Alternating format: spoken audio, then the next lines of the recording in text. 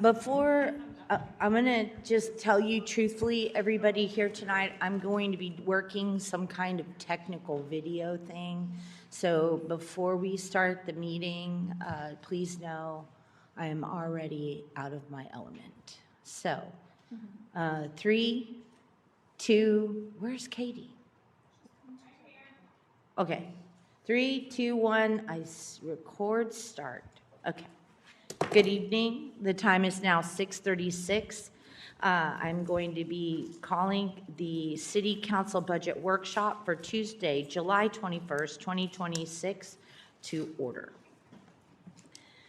The roll call and excused absences, we have do we have another one? Do we have any? Okay. So Mr. Councilman Roberts wrote in he had a work commitment that he was not able to get out of, and so I would need a motion to excuse. A motion to excuse Randy. Did she write in? She didn't write a reason in. Do you know, so are you make a motion for Randy? Okay, the obligation of the council? Well, let me check my messages. Hang on. Where's my phone?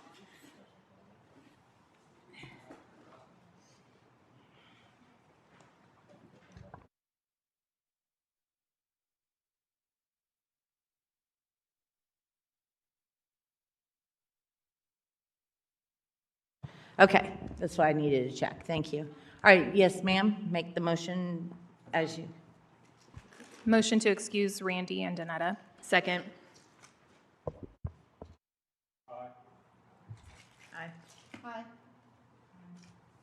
All right, moving on to discussion action. Before we move into discussion action, Mr. Reed is going to give us a slight change in the order of the agenda and what we shall be doing. Good evening, Mayor. Thank you for that opening, and council members. So tonight, your second budget workshop, we do have some consultants with us tonight. And what I'd like to do, if the council's willing, is to just go out of order under discussion action. So item 3B is discussion on the FY27 employee benefits review. Elizabeth Taplin will present and introduce our Hub International consultants who are sitting in the front row here. And then after they are done, I would like us to go over to the City of Cibolo Community Center, where we have our architect waiting with staff to give a tour of the Phase 2 area. And once we're done with that tour, we would come back over to this chamber, and then we would proceed with 3A, which is the discussion direction on the budget planning for FY27, and then 3C, which is the discussion on strategic partnership grant funding, which the council asked to be on tonight's agenda so that you could make a decision, give further direction, whichever is your pleasure here tonight. So, Mayor, if the council's okay with this, I'll turn it over to Elizabeth to introduce our consultants and talk about this item. All right, does anybody have an objection to changing the order in which Mr. Reed just suggested? Seeing no objection, let us reorder these to 3B, discussion on FY27 employee benefit review. Ms. Taupin and Hub International, good evening and welcome. Yes, thank you. Good evening, Council. Tonight we have our Hub International broker with us. This is a great opportunity as we're working through the budget to get a better understanding of how utilization of our plan and other factors really factor into what our renewal will look like. I wanted them to come spend a minute with you to walk through what you need to be considering as we're working through our renewal.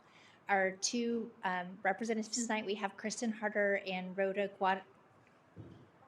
I know I was going to miss it, Guajardo, and so they're going to present to you.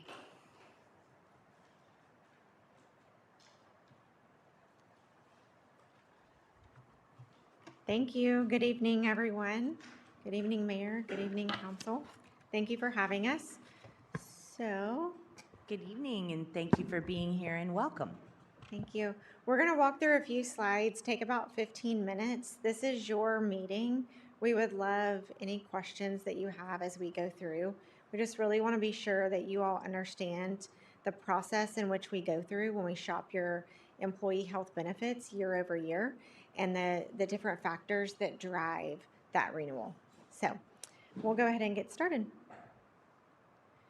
This is a quick agenda. We'll talk about state of the market, a quick recap over last year's renewal, key factors influencing this upcoming 2027 renewal and the evaluation of that, a financial overview, 2027 strategic opportunities, and then next steps. So we will begin with the state of the market. I would say the state of the health insurance market, as you've probably heard in the media and heard from other colleagues and peers in business, we are facing some pretty significant headwinds. Not only is the healthcare sector, they pay their workers more, just like all of our businesses do. There's technology influencing healthcare. And also with the rise of just people are living longer, they're working longer, there's some increased utilization. With increased utilization and technology, there's also prescription drugs that can come into the mix. Many can actually cure diseases and to help people to live a healthier, more normal life, even in the midst of some significant chronic conditions. All the while, those medications can be very costly to a plan. Site of care optimization. This is something that we are always talking about. There's many options when you utilize your healthcare benefits. Emergency rooms should be really saved for life-threatening injuries or illnesses, heart attack, stroke, things of that nature. And we should be utilizing urgent care and telemedicine as well as our primary care physician as much as we possibly can. And then we've got the GLP-1 drug movement. So this is kind of the most trendy topic we're seeing in our claims reports. It's definitely important when it comes to diabetic patients and pre-diabetic patients. The health insurance market pays for GLP-1s when a member truly has met the lab statistics that show that they are a true diabetic. We're seeing that the trendiness of this is, the advertisements on TV and then the weight loss component of GLP-1s. And so as we strategize for our different health insurance renewals, we do look at utilization and if we're in a position where the insurance company allows us the opportunity to either cover or not cover GLP-1s for the sake of weight loss, then we are looking at that as well. I would say the trend factor that I would place on this slide, we're actually seeing it as part of our health insurance renewals, is 13.5% year over year. And that is regardless of the utilization, the demographics, your SIC code, your location. It's a year-over-year inflationary price point that is part of your renewal, and we'll talk about that further. Any questions so far? Okay. I mean, a 13.5% year-over-year inflation rate in medical raises a plethora of questions, of which I'm not sure are applicable to your presentation. Yeah, it's a headwind for sure, for sure. I've been doing this almost 20 years. Rhoda's right there with me. For years, that number has been 8 to 12%. And we are now seeing over 13% plugged into our renewals. So it's quite the, I don't know, it's making our jobs where we've just got to take every group out to market, show you the work, and bring you back the best and final. And so it's making it more complex for sure. So if y'all are ready to move on, we'll go ahead and do a quick recap over last year's renewal, kind of walk you through the process and what that looks like. So we were with Blue Cross Blue Shield. The original renewal that came out of the gate was 43.37%. We then went to market. Our loss ratio, so think about your loss ratio with regards to your health insurance, similar to a golf game. So 75% would be considered par. If you have anything less than that, your loss ratio is really, really good and attractive in the market. So that said, we went out to the market with 113% loss ratio last year. That is also another thing that makes renewals go up because the insurance company is going to look to recoup those costs. And so what we do is we sit down and we look at large claimants, we look at all the different factors going on within the claims, and we try to paint the best picture we possibly can. And that can mean, large claimant number one, they are back at work and doing great. Large claimant number two, that was a pregnancy, high risk situation. They have had the baby, everybody's doing well. And so we try to explain away the large claimants best we can just to paint that better picture. So went out to market. You can see what the market response was. And I always say it's a marriage of different things when we go out to market. We want to be sure we're taking care of the bottom line. We want to be sure we're providing and looking at benchmarking. You guys are no different than other businesses where you're competing for talent, when you want to retain talent, and we want the people here who are giving it their all to the city of Cibolo to feel really good about the benefits that are provided here. And so we at Hub, we write hundreds of municipalities, and so we're able to provide some benchmarking insights in which you will find just a quick at a glance one pager benchmark that we've handed out to you tonight to just be able to take a look at a few key factors. We look at it much more in depth than this one pager, but just wanted to give you a sampling of some things that we're looking at. Final renewal action last year was at 28%. So that just kind of gives you a glimpse. We have trend, we've got other factors in there. We had a tough loss ratio. We couldn't quite get it down as far as we would have liked, but we had some additional obstacles that we were facing. Ancillary products, Guardian received a 0% rate pass. And usually that's the way it goes, right? Medical is the one that we're pretty focused on. And then secondary to that, we're looking at smaller dollars with ancillary lines. So a little history about how long we've been working with the city of Cibolo. We have been your broker of record since 2024. Super grateful for this partnership. Your team that we've worked with is just outstanding. And so last year's renewal, 2025, January, we received a 22.66 renewal increase out of the gate. Your loss ratio was a 95%, so slightly better than 2024. And the final renewal action last year, much better. Even though our loss ratio was not optimal, we went to bat and went to market. And I always say you need just one lead horse in the race, and then you've got that leverage to use against the market. So we were able to do that, and we landed at a 3.82% overall increase. We also were able to obtain a $33,000 credit, which I believe was about 1 month premium credit.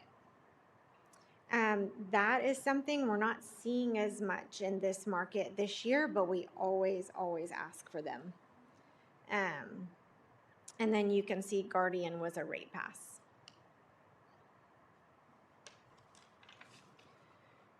I've touched on a few of these items here, but again, just wanted to put it in front of you. These are all of the different factors that influence your renewal. It's your census, so your demographics, the size of your group, how many people are enrolled in the medical plan, how many people are waiving, Why are they waiving? Are they waiving due to other coverage?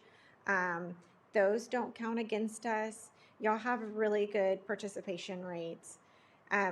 Claims experience, the insurance companies like to see 24 to 36 months of prior claims experience.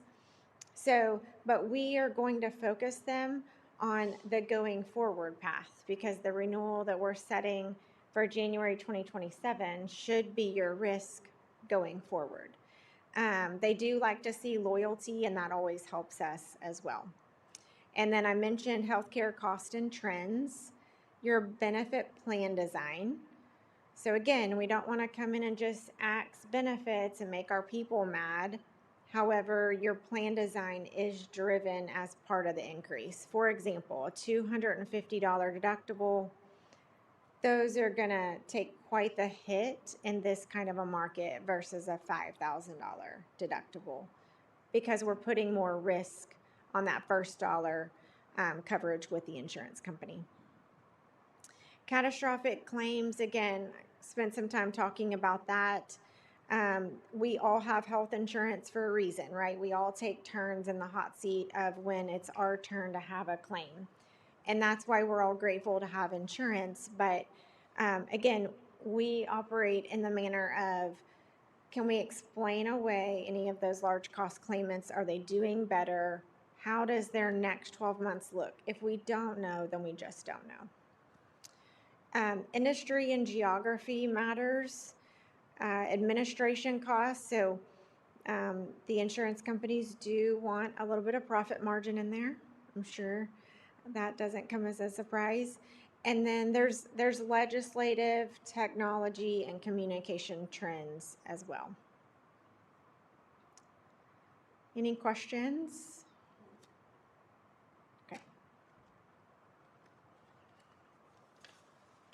Do you want to go over this page? Sure. Rhoda Guajardo, and good evening to the city council members and mayor. And so I will be walking through your financial overview. So this is what your current demographic and utilization looks like as of today. And so we provided an enrollment overview where you have 169 subscribers and 134 members. I'm sorry, I have that flipped backwards. Your average tier by enrollment is broken down by silver, gold, and platinum. Your demographics broke down is 63% male and 37% female, and your average age for your subscriber is 40 and 29 for your member.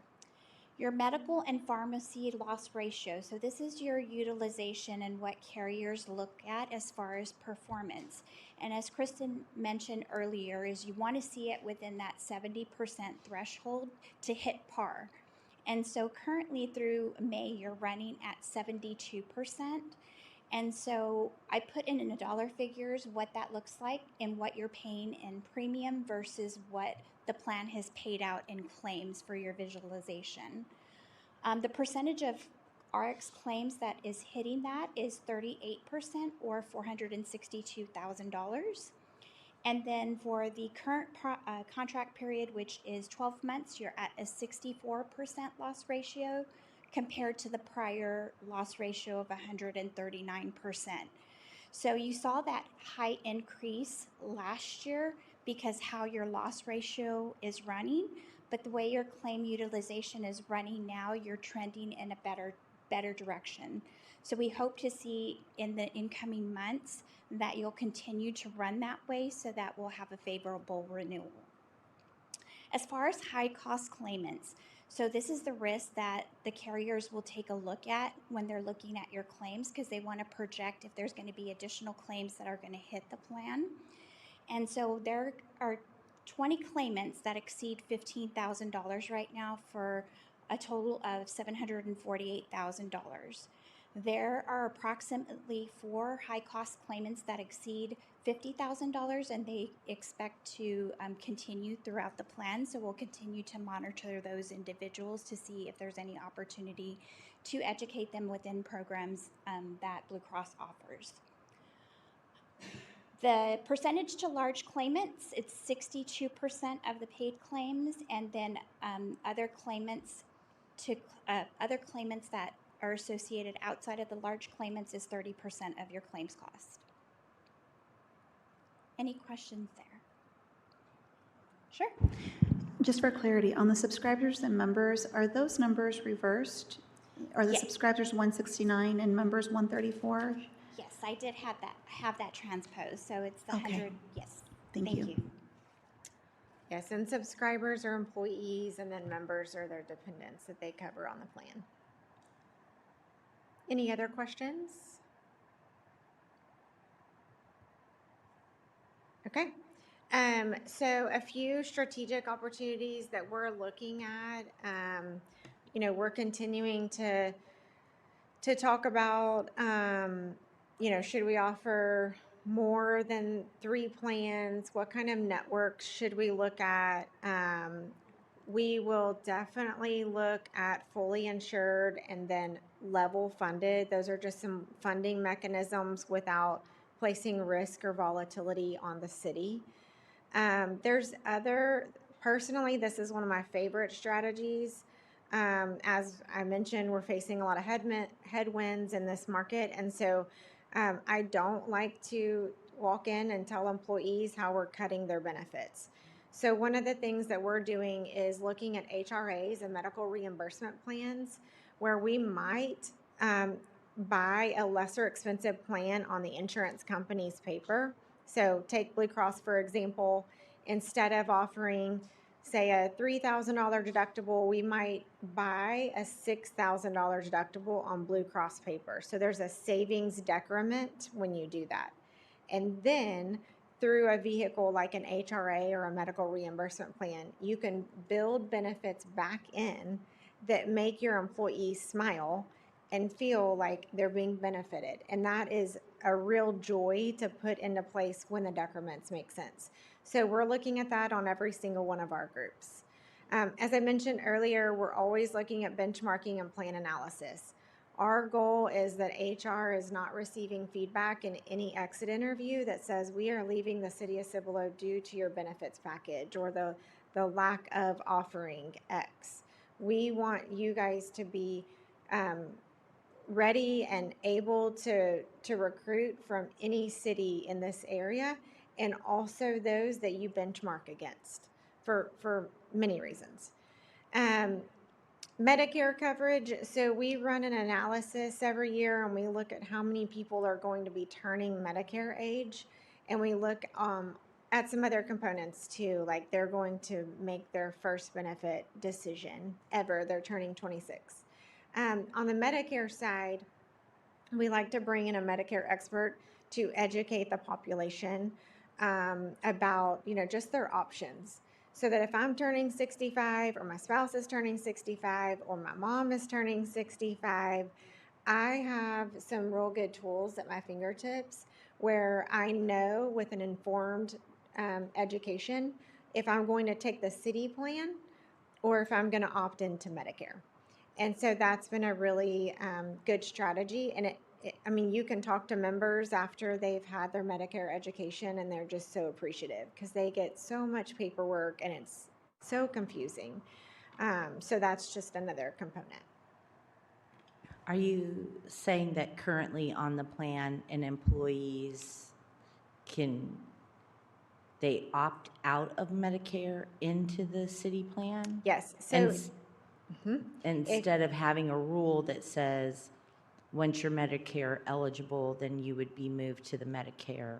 Correct. So because you're an entity of more than 20 employees, the employee who is actively employed has the option.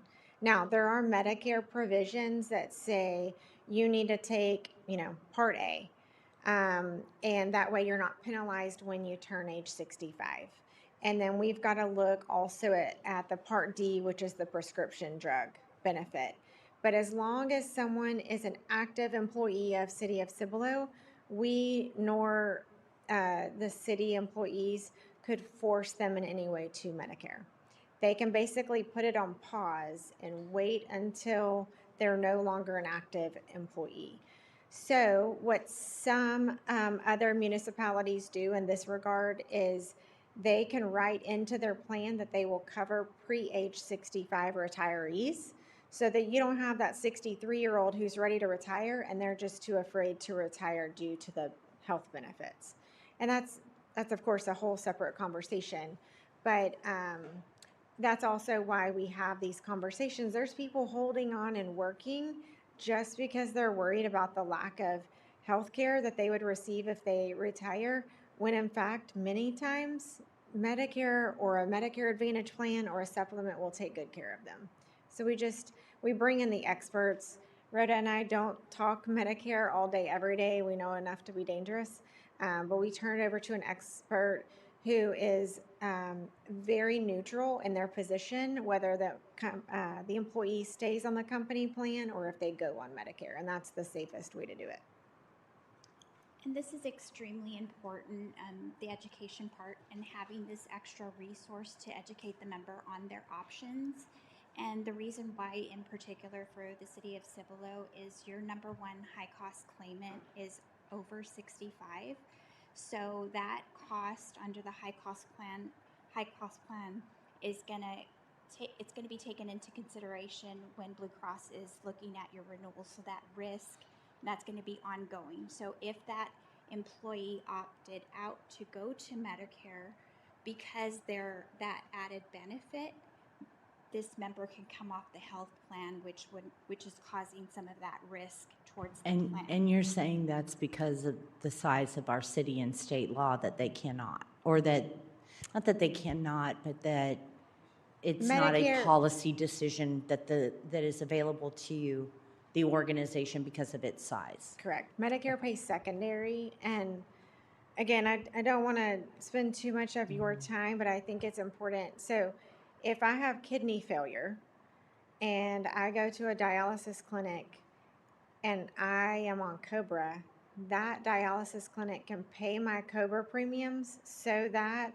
I don't have to accept, I the provider, don't have to accept Medicare reimbursement rates. I get the city's commercial Blue Cross plan to pay me at the dialysis clinic. And so it's a real interesting mechanism when it comes to the way it works in the provider world. So again, employees or claimants are receiving information every which way. So Thank you. you're welcome. We'll spend a couple of minutes here. So this is your ancillary lines: dental, vision, life insurance, disability, work site. These are all really important. One of the things that we will likely do this year, again, is take a look at, should we move any of these lines of coverage over to Blue Cross, Blue Shield, or a medical carrier? If you do that, typically there's about 2 to 3% that you can come off of the medical renewal. So that's something that we market check it every year. We look at it, we back into the benefits, make sure it makes sense. Again, there's some really important benefits up here. I don't want to miss that. Life insurance and disability, namely 2 of those. And so Rhoda and I get really granular when it comes to the contracts at play to be sure, is it worth, I like to say, is the juice worth the squeeze, right? So we can save 2% over here off the medical, but are we serving your people in the right way if we make the move? And so it's got to make sense. Is that short-term and long-term disability? Yes. Great question. Other strategic opportunities, you guys might say, gosh, pet insurance, are you kidding me? Well, we do studies year over year, and we kind of look at what the people want, right? Like, we're going to build a package around what the people want, and we've got 6 generations of people in the workforce. We've got to meet them where they are. So again, so long as it supports the budget and everything else that we're doing, we're looking at what different generations in the workforce want. And the fact is, it does change. Some of our younger employees, for example, they're not opposed to an HMO versus myself. I'm not a fan of an HMO for my personal benefits. And so we always have to think and kind of flex with what our different generations want. So through that research comes some of these benefits. Medical transportation, I believe you are offering that today. Oh yeah, you are. So that is medical ambulatory benefit. So I could be in, Cabo on a whale watching boat, and if there's something that happens to me and I'm airlifted to a medical facility, MASA would kick in and pay for my ambulance bill. And so there's pet insurance, employee assistance programs. Of course, with first responders within your group, we are really big on an employee assistance program that really takes care of your people. Above and beyond the value-added employee assistance programs that are baked into your programs today, we also have alliance work partners because we feel like it's really important for our first responders. And I say that because typically that's within a city. Those are the folks that need a few more visits than the 5 and the 3 that Blue Cross and Guardian, but it really could be any of us. And then additional topics of discussion. These are some things that are coming up as we meet with other cities all around you. Some of these are on-site clinics. So imagine an office within one of the city buildings turns into a clinic. And now I can go see a clinician within my 15-minute break to take care of something instead of having to take off work, go get a hearing exam or a vision exam or whatever it is. And so these are picking up steam. Next Level Prime is also an urgent care facility. They also do telemedicine. So there's a number of kind of levels that you can participate within Next Level Prime, but they're a good partner. They also can do workers' comp partnerships as well.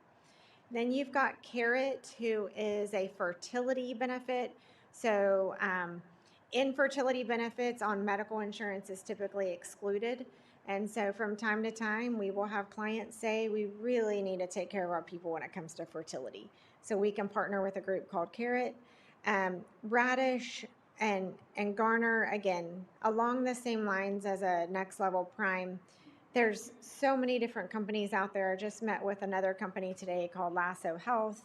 And in some form or fashion, they're providing health care outside of the plan to keep claims from hitting your plan. But it's an additional cost. Is that like the relationship with urgent care? You know, sometimes they're, okay, like Yes. the smart clinics that are coming Yes. up, okay. Yep. Thank you. And some are virtual only and some are in person, and it really just depends on the group. But again, when we look at the benchmarking, a few of your kind of most ahead of the times, kind of, your far-reaching cities, they're going to have on-site clinics. And most of those are self-funded groups. They're trying to keep claims from hitting the plan. And then we just kind of mentioned a few of the other things that we do here at Hub, retirement and individual products, and then absence management is also something that as y'all grow, it might be something to consider.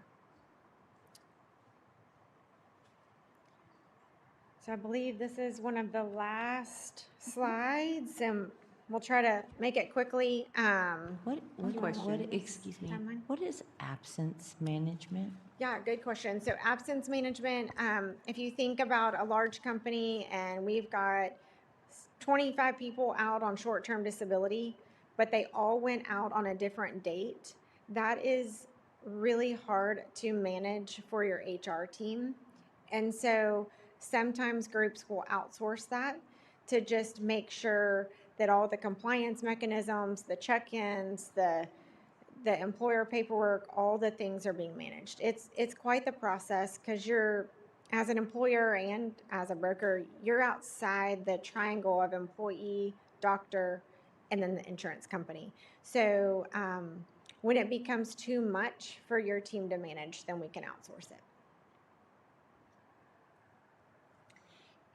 And the very last piece is just a timeline, just what to expect from our team when we work through the renewal process. And so currently, as we speak, we are getting ready to prepare to send your group out to market to get rates with all the different carrier for all of these products. And so we anticipate getting that released by the end of this month. And in between then we'll be negotiating everything, and we should receive your renewal by October 2026. And so we'll regroup with your HR team to provide those finalized number. And then based on last year's timeline, a decision would need to be finalized in November so that we can start developing the communications for your population.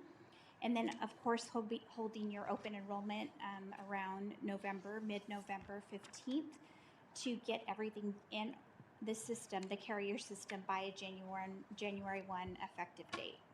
We also provide a post-enrollment meeting, so any feedback that your HR team or your employees might have, or feedback that's given to your HR team, we take that into consideration. So as we're looking or marketing into your plan next year, we take those things into consideration.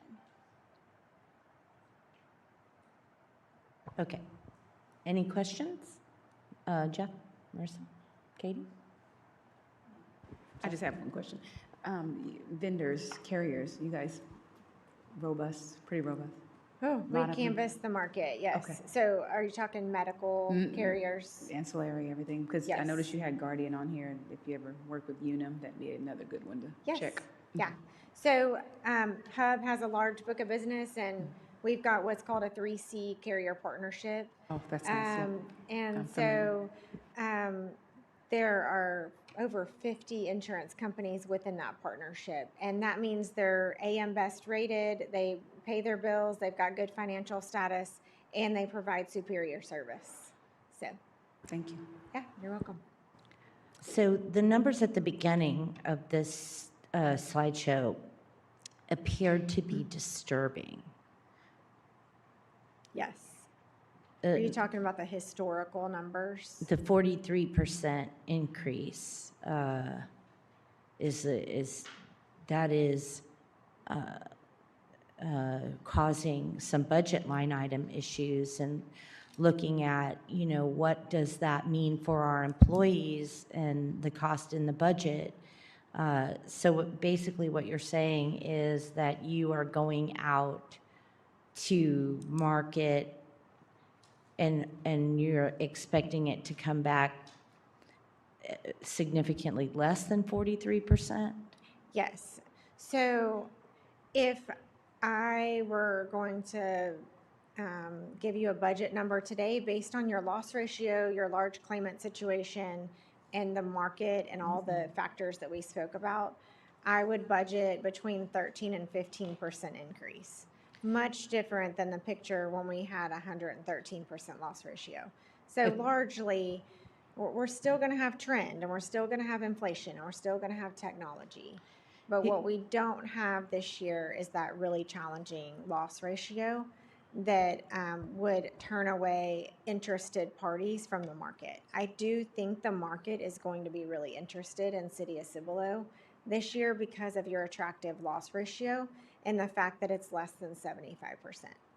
And so in 2026, in the recap, the final renewal action was at 28% increase. And the original renewal was at 43. So just, 25% less than what it looked like. And so our rate increase this year was, how did we budget that? Because we were saying it was going to be something like a bajillion, trillion, bajillion, gazillion dollars more. That's the technical term. And so are we looking at it being cut in half from the bajillion, gazillion, $443,000 increase was what it looked like. It was an increase to it. if I remember correctly, and I'm not saying I am, but I'm pretty sure that that was 400K, more than, above 400K. Ms. Miranda? So last year, we did not budget for the increase that we did receive. We didn't have the numbers until after our budget was adopted. We had planned for a 12 to 15% increase last year. It came back at 30%. And so some of that increase is built into this next year's budget, FY27. So we have the impact from the increase we did in budget last year, plus we're forecasting 12 to 15% increase for effective starting in January of 27. So it's kind of a double impact that you're seeing on FY27 when you compare it to the FY26 original budget. We funded the budget, we paid the insurance, the additional 12 or 15% that we did not budget for, correct? That's right. Okay, so the recovery of it is marked into it. When we go to look at those numbers, I'm gonna need to know what the recovery amount is that we're carrying forward, separated out of what the increase is going to be for this year. Because when I see 435,000, I'm like, I mean, we're toying with just getting self-insured at those rates. And when we do budget, we budget for 100% participation, and we don't have that, obviously. So that's one of the reasons we didn't, when you look at the actual numbers for end of year, because of vacancy savings and because of participation or not 100% utilization of our insurance, we did have some savings. But going forward, when we budget, we do budget for 100% participation. Right, but going forward in the budget, I'm gonna need to see the numbers that were increased, that were 2026 numbers to do the catch-up, which I know what you're doing. That money came from somewhere, right? We paid it out from somewhere. So I'm gonna need to see that amount, and then whatever the new $1 trillion is for the increase. And it seems, I hear what you're saying. You're saying that, you know, it's cyclical. Sometimes you have some years you have higher claims, some years you're gonna have lower claims. And so this year might be a good year to do the catch-up for whatever reason on the $1 trillion that we didn't budget for before in 2026. But we're still gonna need to make that determination, because that money goes into funny money for us. I know you know where it goes. But we're gonna have to have that delineated out, if you wouldn't mind, please and thank you. And I really would I'm very curious to see, now that we are on par, see what I did there? Thank you. With the percentages, how soon are you going to get these market rates back? Late September. Well, probably middle of September, we will have the market back, and then we will get the Blue Cross renewal 1st of October. So we like to Say that again, I'm sorry, late September, mid-September? mid-September for you'll the get the market, market. excluding our renewal from Blue Cross. So we sit and wait until we get the Blue Cross renewal. It will come 1st of October. And then we've already got the market to negotiate and go straight to best and final early It's October. because you have to wait for an audit under Blue Cross Blue Shield? Is that why you're waiting until October 1st, because of an audit? No, it's typically, strategically, Blue Cross is working well for the city. We typically want to try to stay with Blue Cross because it's going well. So we're going to use that market to drive best and final from Blue Cross. Okay. If Blue Cross can't meet the gap and we need to say goodbye to them, then we start to give employees ample notice before the 1/1 effective date. We look at employer contributions, employee contributions, all of those different things. And what is the date, Ms. Miranda, that we close the budget? We present a proposed budget to council, the first meeting in August 11th, Yeah. and adopt it in early September, first meeting in September. So one thing I would add is that we didn't arrive with a 13.5 to 15% today just solely based on trend. We have an in-house proprietary tool where we run a renewal projection analysis. And so I am so glad that we know when budget is due so that we were able to prepare that analysis and get real numbers prepared for tonight's meeting. And You're another- going to market, you're getting your information back from market 1 month after we finalize our budget, right? So they're mid to late September, and we're finalizing our budget in August? No make We gusto. finalize the budget, we're expected to September 8th, I believe, this year. And for clarity, as far as renewals, Blue Cross will not release their renewal any sooner than the first week of October. So it's not something that. Right, and you know what, I'm sorry, I'm having this conversation, it kind of seems like it's directed at how you're doing this, and I'm not directing it how you're doing it. I'm directing it at how we, as a legislative body, have to deal with kind of a janky, it's not meshing well for us.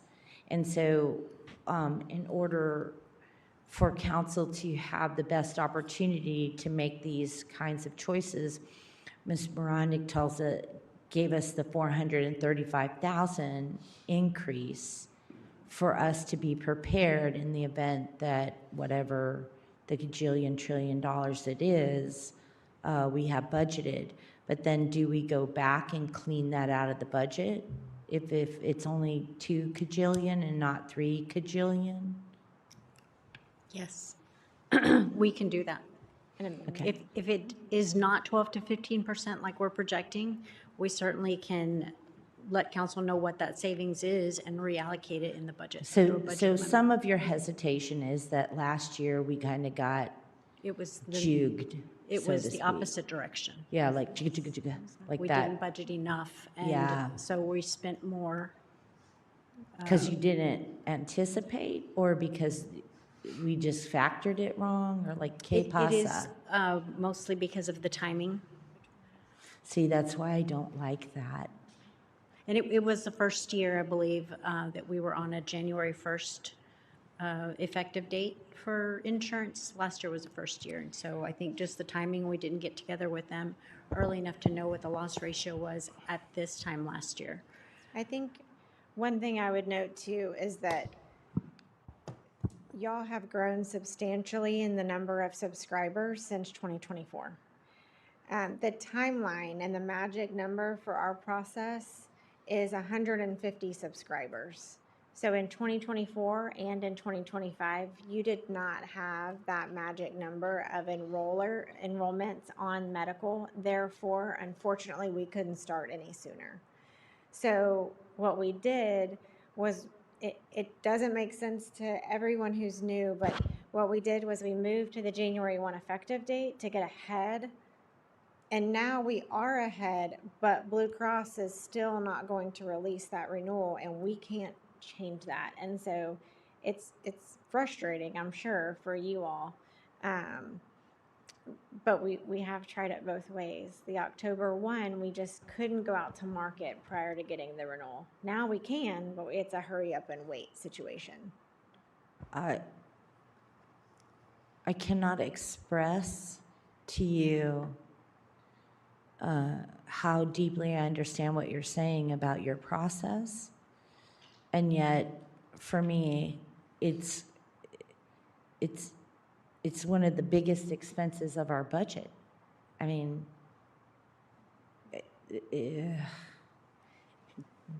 gross. This process is gross, and obviously not your fault. Obviously not Miss Miranda's fault.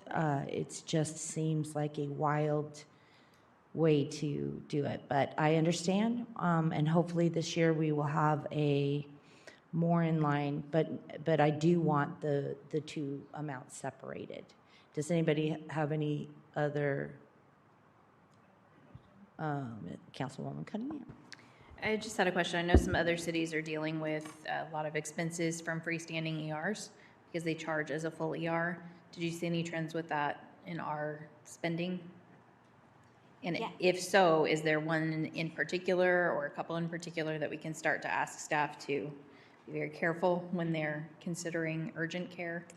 Yeah, I will tell you, it's definitely a trend. So we're circling back on the education front to just re-educate members when it's appropriate to go to the ER. The headwind that we face is there are ERs out there that are begging for business. And even though we can have a plan that has a $750 ER copay, that entity can waive that copay just to get people in their door and just to be able to build a commercial insurance plan like you have. And that, I can't change member behavior. I have moms in our group that are saying, take your kids to the local ER for their annual physicals for sports. And I'm like, what are we doing? But those ERs make it really compelling for the consumer when they say, come in for your sports physical and we will waive your copay.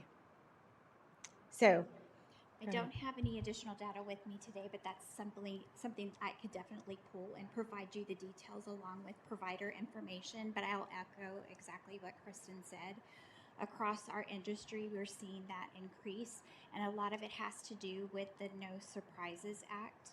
I'm not sure if you're familiar with that. That was put into place, I believe it was January of 2022, and it was for members who were going to the emergency room and they had no control of the providers that they visited in the ER for anesthesia or hospital emergency ambulance services, providers that were doing x-rays behind the scenes that were contracted outside of the facilities contract.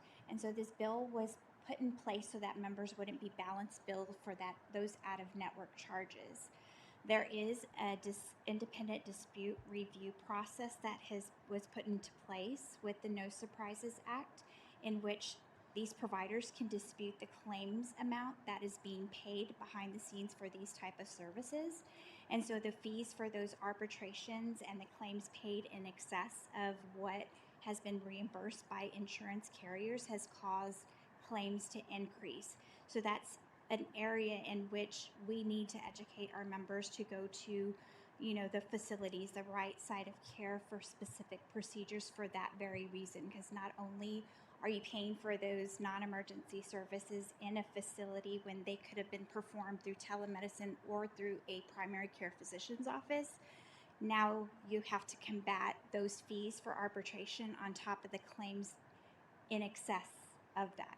So that's why you're seeing that cost of utilization increase more for those type of procedures. Right. Any further questions? Thank you for your presentation. Thank you. Thank you. Have a great Ms. evening. White and Ms. Guajardo. Did I get it right? thank you. Thank you.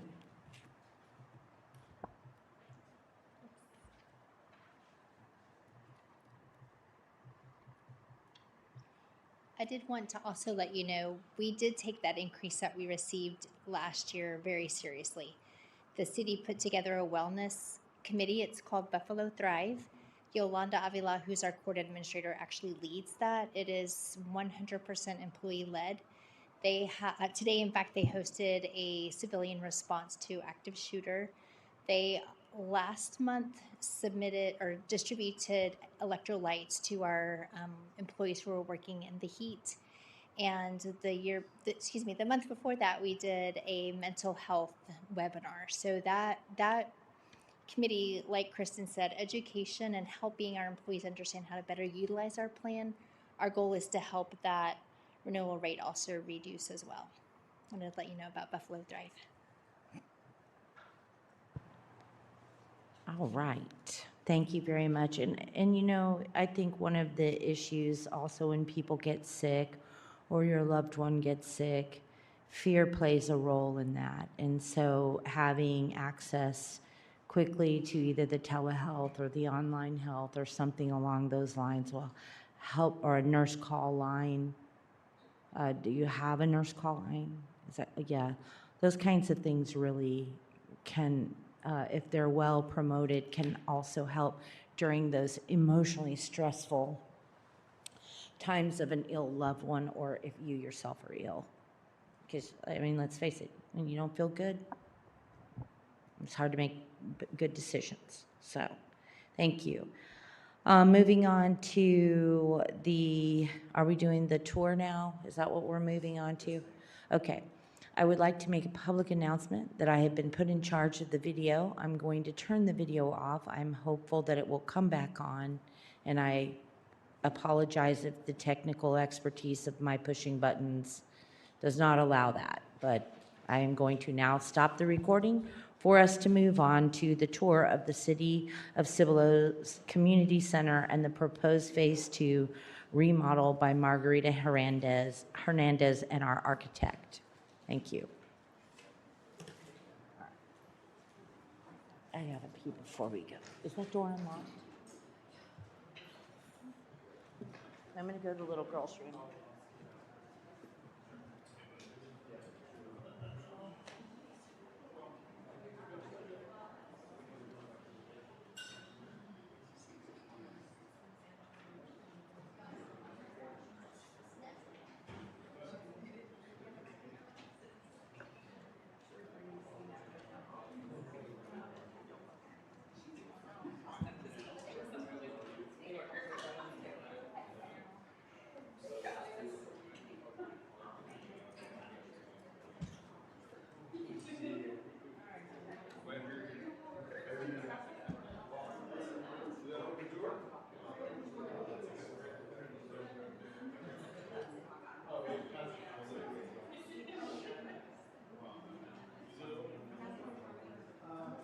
I bet you it is because Margarita's over there.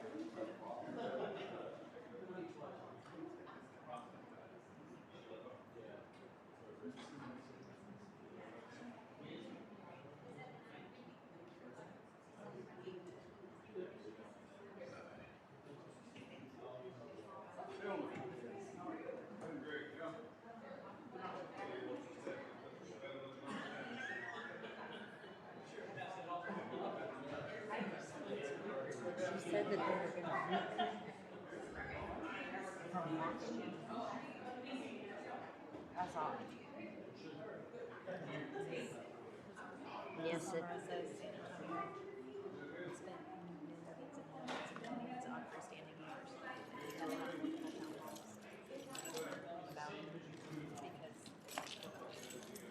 don't go there anymore. They were that bad.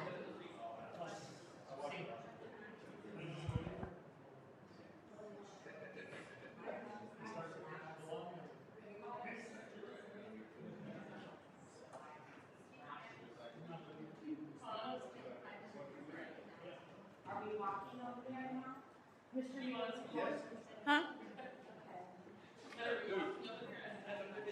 Scooter ride?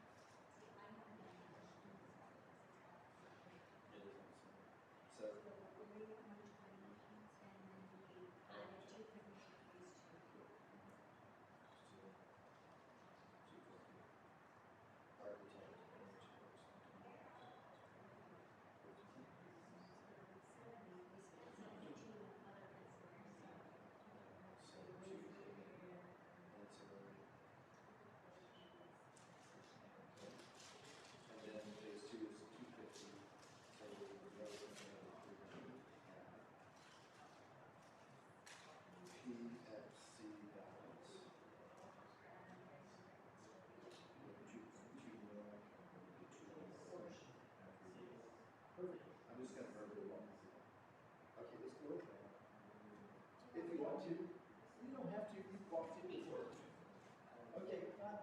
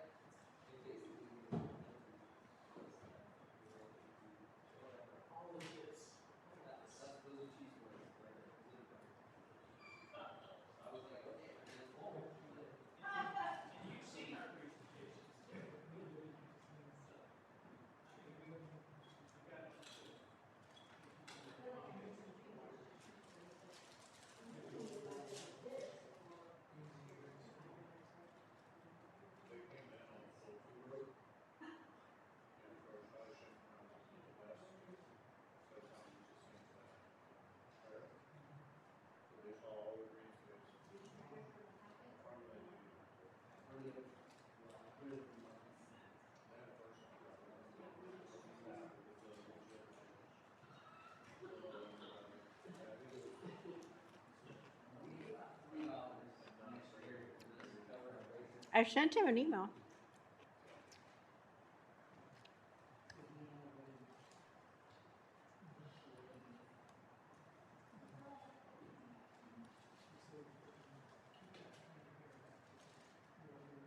LT.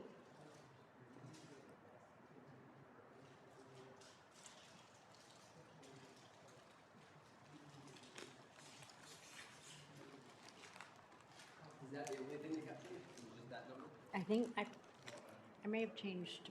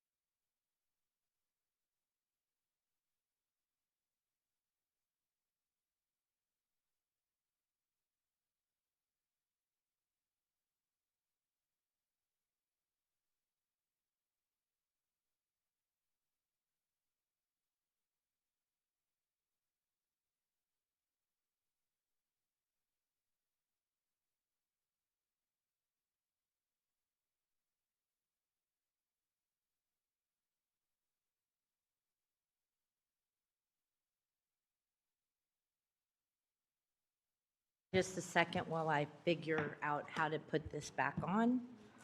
Okay. Okay, I'm going to start recording. And we are back on recording. And we toured the Cibolo Community Center. And now we are back into the agenda. 3A, discussion direction on budget planning for FY27. Mr. Reed. Thank you, Mayor, members of council.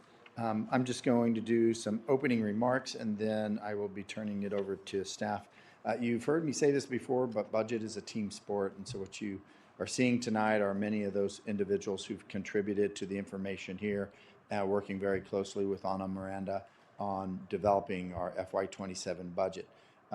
So both chiefs found it convenient to do some training out of town, and so they asked their loyal staff, Battalion Chief Scott Lee and Lieutenant Nipper, to be here. They're here because they're going to discuss what are the driving factors around overtime in police department and the fire department. We have a presentation on that here. We also have our economic development team. They want to be here and discuss with council what is it that the EDC board recommended for approval. We also have Elizabeth Taplin, who will be coming back in here, and she's going to talk to council about a class and comp study and a facilities and staffing study. And we have a one-page handout for that that we will hand to you when she's speaking. So Anna Miranda's worked on the follow-up from the budget workshop #1 and the base budgets, as you can see on this slide. Also, what we know at this point, although the revenue picture is still kind of a cloudy crystal ball because we don't have our final tax assessment roll, but what we do know is that we will again experience a year in which our increased revenue is being outpaced and somewhat equal to our increased essential cost drivers. But I do want council to see what the FTE requests are from our department. So when we get to those pages, it's not that we know that there's funding for these positions. We want you to see that there is a true need. So what I asked every department head to do is, if you're asking for an additional FTE and council says, why do you need that FTE? They're here to answer that question for you tonight.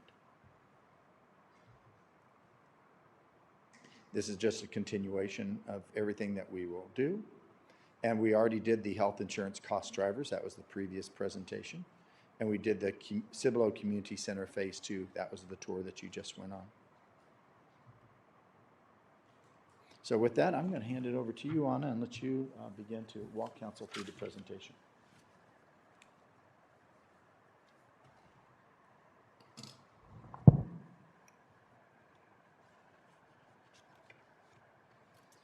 We normally start with a council feedback and direction. We'll be seeking council's direction tonight on the items that we'll be going over. Example, supporting one-time expenses in the general fund, utility rate increases, drawdown of funds in the utility funds for one-time equipment costs, support the funding increase in the PFC for Community Center Phase 2, and any questions regarding additional staffing needs and support for the 5-year CIP.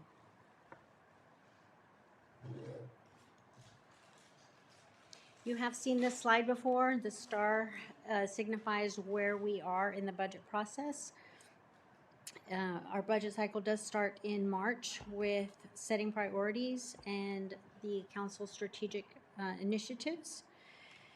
And our goal is to align our budget and the CIP with that strategic plan.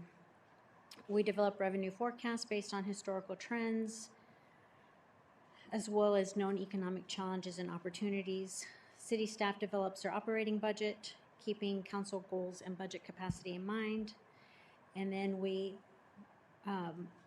put it all together and we update council on the progress of the budget during these budget workshops this summer. We expect to deliver a proposed city manager's budget on August 11th to City Council, and then we will hold public hearings for citizen input in September.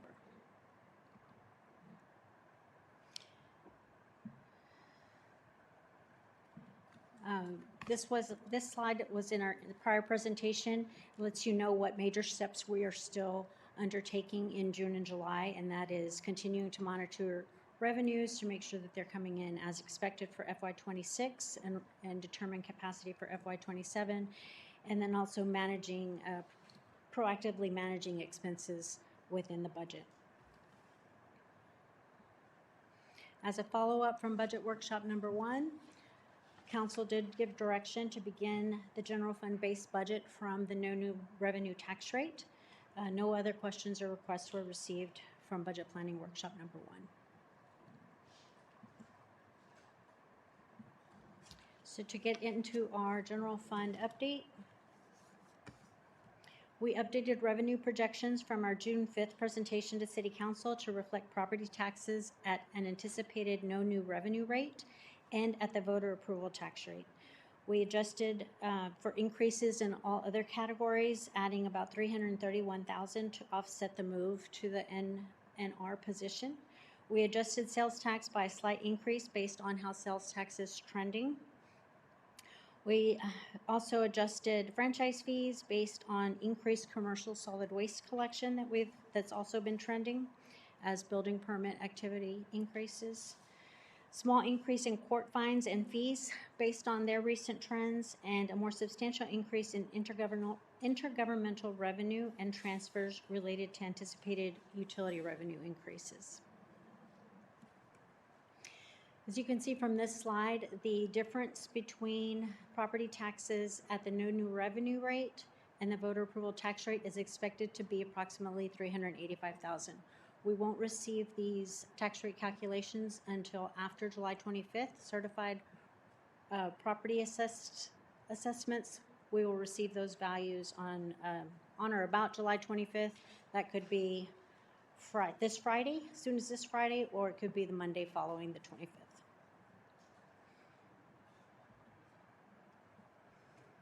To balance the general fund budget at the expected revenue from a no new revenue tax rate, we reduced costs across departments to reflect similar expense levels as the year before, with an exception made for essential increases.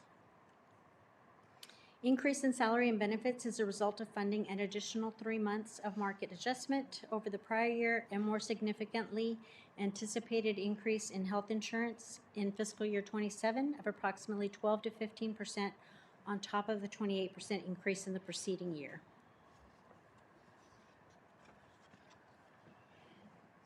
As you can see from this slide. Really quick, what is the determined NNR rate? Because I know on that bottom of that slide it says assuming NNR rate. Can you put that in form of a percentage? I'm sorry, can you repeat the question? Oh, can you let me know what the assumed NNR rate is? Okay, we don't have the actual tax rates yet, but the NNR rate will be the rate that is essentially bringing in the same amount of taxes on properties that were on the tax roll in both years. Okay. So it's expected to bring in the So same levy, you're basically. just pretty much going off the revenues and that it Yes. produced. Okay, got it. Okay, thank you. As you can see also on this slide, the fund balance projection at the expected revenue from the NNR rate is $5.4 million, $5,348,000, which is just above the 25% fund balance calculation.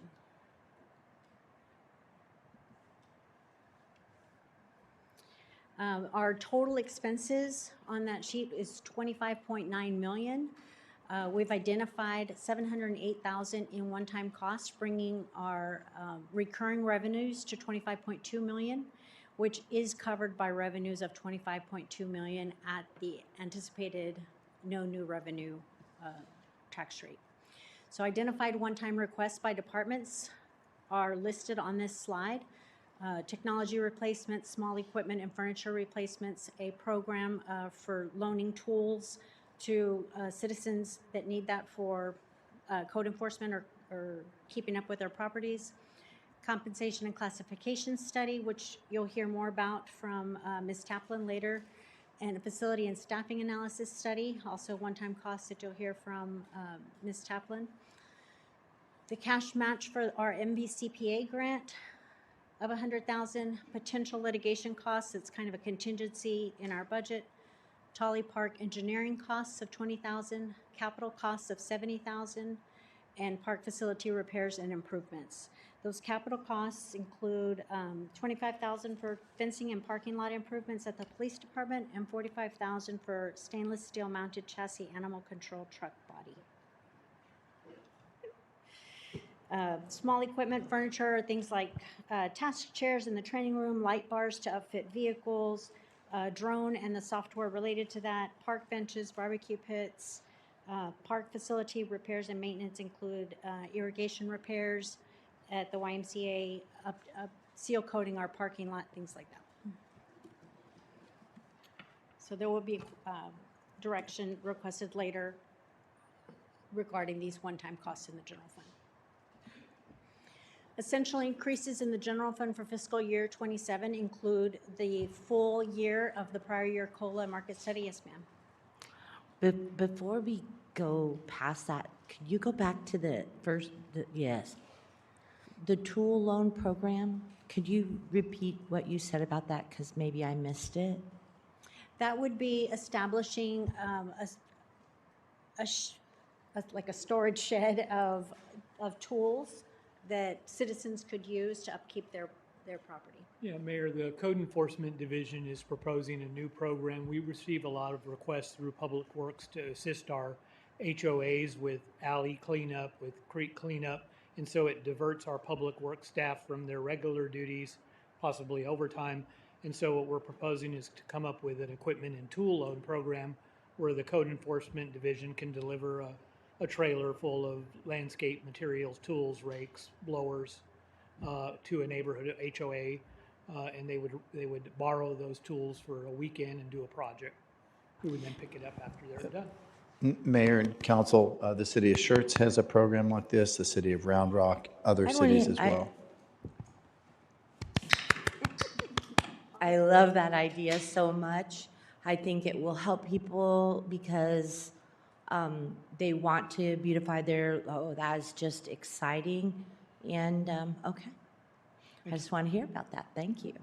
Sorry, Mr. Reed, it's just that I was just reveling in the. Kudos. Yeah, that is a good thing. That is a great thing to help our citizens. Thank you.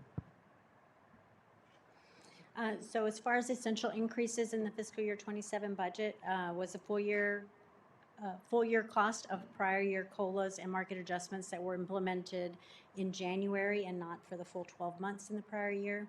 Benefits, as we talked about earlier, health insurance, 400-ish thousand, related to a 35% increase in fiscal year 26, where we only had 12% budgeted, and then an additional 12% increase estimated for fiscal year 27. And this is where you'd ask me to delineate between those two increases. So we'll bring you that additional information at the next opportunity. And then increases in our interlocal agreements, EMS services, and Guadalupe Appraisal District, 160 and 60,000 respectively. With additional revenue at the voter approval tax rate, we potentially could increase some of the line items that we did cut to get here. So 104 line items requesting increases for services, supplies, and materials were reduced for a combined total of nearly 400,000. So additional property tax revenue is projected to be approximately 385,000 because the fund currently sits at that 25% reserve level. Approximately 25% of the revenue must be restricted to reserves, leaving an estimated 289,000 available for non-recurring costs, for recurring or non-recurring costs.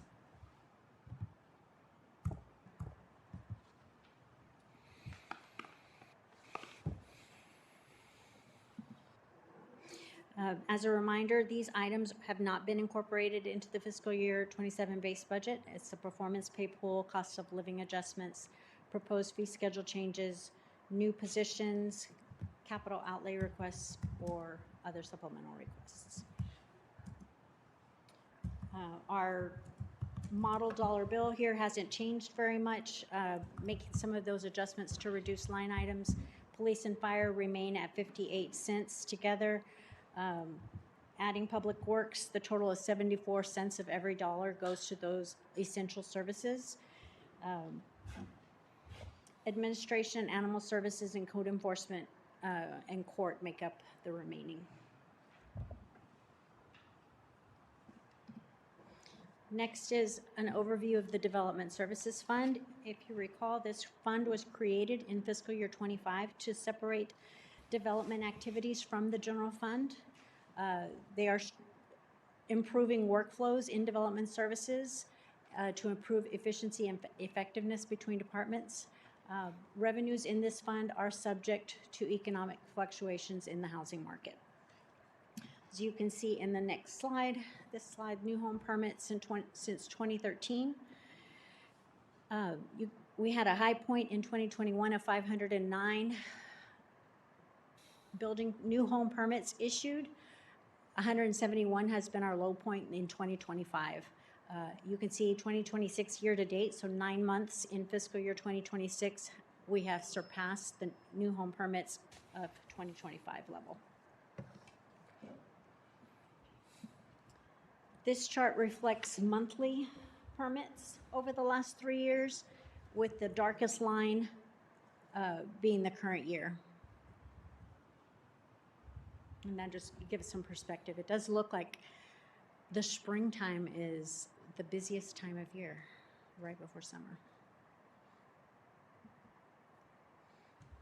The fund summary shows that this fund is balanced with projected revenues covering all expected costs. Beyond personnel, cost increases are driven by professional, legal, and engineering services related to land development, alongside scheduled technology replacements under supplies and equipment. Because this is a relatively new fund, a sufficient reserve balance has not yet accumulated. While there is no formal reserve requirement, we plan to build adequate reserves to ensure long-term stability during periods of revenue fluctuations. Next is the Economic Development Corporation. Sales tax growth has averaged 16.9% annually since 2010 and 15.4% since 2020. Ms. Miranda, can you Yes, go ma'am. back to the other slide? I'm sorry. It's like it takes me a second to process what you said, and then I'm like, oh, wait, I need to ask a question about that. So this Development Services Fund has personnel costs associated with it. Can you explain that to me? The personnel costs in the Development Services Funds is the planning department. So our Director of Planning Services, our Assistant Director, Senior Planner, I believe there's, So it's not in our general fund? these are not in the general fund. Okay, thank you. And I believe it's 8 or 9 staff in that fund. Yes. Okay. Economic Development Corporation is supported by sales tax. The sales tax growth has averaged in the double digits for years and years, but has been more moderate growth in the more recent years. Fiscal year 26 is projected to be within 0.5% of our original projection, which is slightly less than 7% over fiscal year 25. We have conservatively estimated fiscal year 27, projecting sales tax from new businesses anticipated to open in 27. And fiscal year 28 through 32, we did do a 5-year forecast for EDC, is conservatively projected at 5% growth in sales tax revenue. And this shows a more recent history of our sales tax. This reflects the 1.5 cents that the city receives in sales tax. 1 cent, as you know, goes to the general fund, 1/4 cent to street maintenance, and 1/4 cent to the Economic Development Corporation.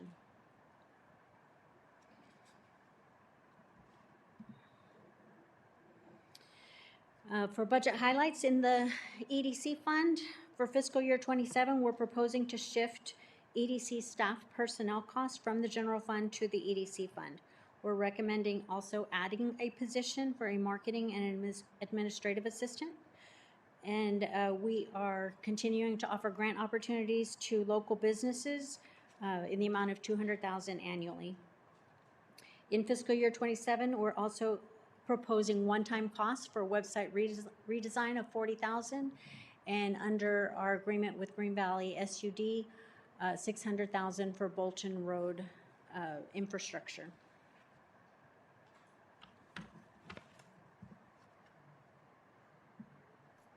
The EDC supports debt through their one quarter sales tax.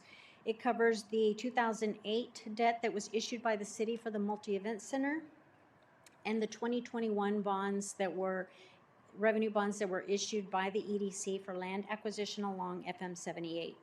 Remaining capital funds total $425,000 at year end.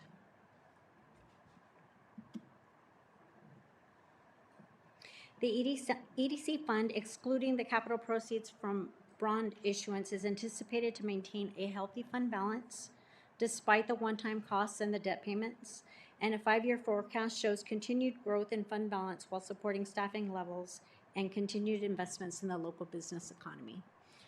So fund balance as of the end of this year, 9/30/2026, is expected to be about $3.3 million, with one-time costs proposed for fiscal year '27. We would expect to see that drop to about $2.8 million. Over the next 5 years, that fund balance would build back up, and expecting to be almost $4 million at the end of fiscal year '32. And that is with assumptions of 5% sales tax growth, 5% inflationary increases in salaries, services, and supplies, 3% on the railroad lease that we hold, and also maintaining a $200,000 level for grant opportunities for local businesses. Payments on 2008 and 2020 debt end in 2030 and 2036 respectively. And this is the graph that depicts the growth in fund balance over the next 5 years. You see the dip in fiscal year '27 for one-time costs, and then increasing back up through fiscal year '32.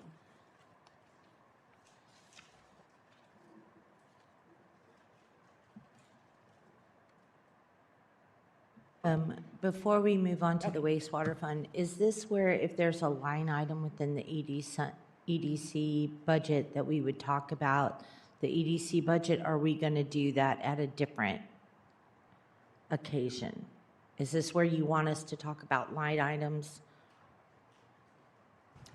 You feel free to offer input at any point during the presentation.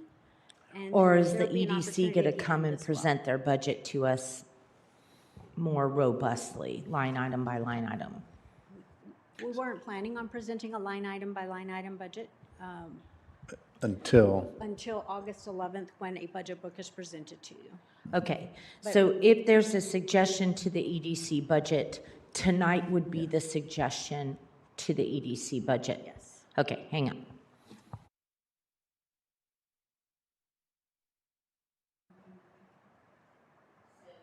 So the discussion would be, there have been some discussions in the Economic Development Corporation, and a couple of the council person asked me specifically about fees that were being paid to be membership fees.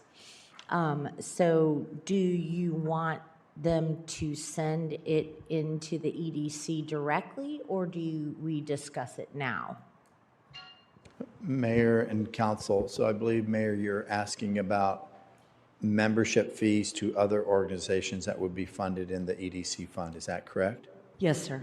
Yes, so you can discuss that tonight. So ultimately, while the EDC board is a separate corporation, it makes a strong recommendation on its budget. You are the approving body. So tonight, it would be appropriate for you to give us feedback. You have your entire ED staff here, and if there are any questions that would be appropriate for them to answer, then they could also respond. So in short, make your suggestions and comments tonight. That gives us time to respond. Okay. No, so I was listening to the EDC meeting online that they had earlier this week, and they were talking about the different membership levels with the chamber and the Tri-County Chamber. And so that's what I just wasn't sure what council's opinion was, but I just wanted to say, like, from what I've observed as a new council member, when the Tri-County did their ribbon cutting, and we attended, remember, Mr. Reed, because you were there, and I was like, we were the only city not mentioned. And then it happened again with their mural that they just painted has every other city listed, and Cibolo is missing from that. And so I just didn't know which level we wanted to keep. I heard EDC discuss it and decide to keep, I think, the one that we were currently at. But I just had some concerns. So I work Right. full-time. I take off to go to events, and then I go somewhere, and I was like, I was there, you were there, we had EDC there, and like we Right. weren't even mentioned. And so I just wasn't sure what council wanted to do, but I just wanted to provide that information because I was the only council member at that ribbon cutting. Yes. And I just wanted to share that with you all, just so you know, and bring it to your attention in case you didn't. And Councilmember Patterson, for background, it was through FY24 that both the chamber and the Tri-County Chamber were funded at a membership level that were equivalent to 5,000 plus. It was in the FY26 budget where council had a more in-depth conversation. They said, what do you get for memberships in Tri-County? So there's different levels and it shows the benefits. We provided the same for the chamber. So in FY26, based upon council's view of the return on investment, it reduced the Tri-County membership from, I forget the name, pardon me for not remembering the name, from this level of 5,000 plus to the government level, which was $650 roughly. This year it's 750. So if it's still the government level, they've raised it to 750. So we've made a differentiation of the chamber, which is at their, I believe their highest level now we're funding. And we went down on Tri-County to the government level. And then you do have Clancy Harden and Rick Vasquez here. They could answer maybe in more detail if you have any other One questions. thing I do want to say to your point, Ms. Marissa, or Councilman Patterson, I also had that experience, and I actually went to Mr. Reed and asked him to have a discussion or some kind, and I have the same experience, if you will. And so I think I'm there with you. Ms. Did they Council- say anything, like after January, like when we were there? Because you're like, I know, I'll go say something to them. Because I was like, every other city, I mean, it was a big event. Every other city was mentioned and we weren't. I meet with Becky Babcock, and she'll have representatives on a regular basis. And so I do speak to them that we are a member of the Tri-County at a government level. I know the mural wall was an extra funding, so they asked all the cities to participate. And Clancy, I don't recall that we participated because it was really right after the budget. That's correct. The timeline to it didn't allow us for the board to make a proper decision and have a lead time to allocate any funding that wasn't dedicated to any sort of marketing or mural. And they also had to weigh against cost benefit. Is there a benefit to that mural for economic development purposes? And I just want to correct a statement. I said that I believe we're at the highest level with the chamber, and Mrs. Chapman clarified we're not at the highest level, we're at like one level below that, just for the record. Well, EDC, at the last EDC meeting, did go ahead and step up their commitment to the chamber because of the number of businesses and folks served. One of the other reasons is because they were going to have an office. We're trying to think of why, the reasons that they gave, but they did that. My general consensus is the activations that the chamber brings to our community, the lifeline they bring, the extension of staff to our community to support our programs, and support our small businesses, along with the opportunities we're granted with that membership. Prior to last year, we were paying about the same for each chamber. And not to get into a whole lot of dirty details, but the Tri-County had some leadership issues and were not very active. And we were paying a lot towards that without much return, as Mr. Reed said. And so when comparing the two and looking at a very tight budget, we decided to cut Tri-County down to a lower level where we're still participating, but it is a lower level. I personally discussed with him, and I know other people had talked with him too, and said, we're willing to explore going back up in our membership, because we know you've got new leadership, you've got new plans, you've got these events you've got coming up, but just prove it to us over the next year. And unfortunately, I haven't seen much of that this year. It doesn't mean that they can't in the future, but I don't see the effort that I was hoping to see for this year. And if I could just interject, and I'd appreciate Clancy Hardin or Rick Vasquez adding to anything.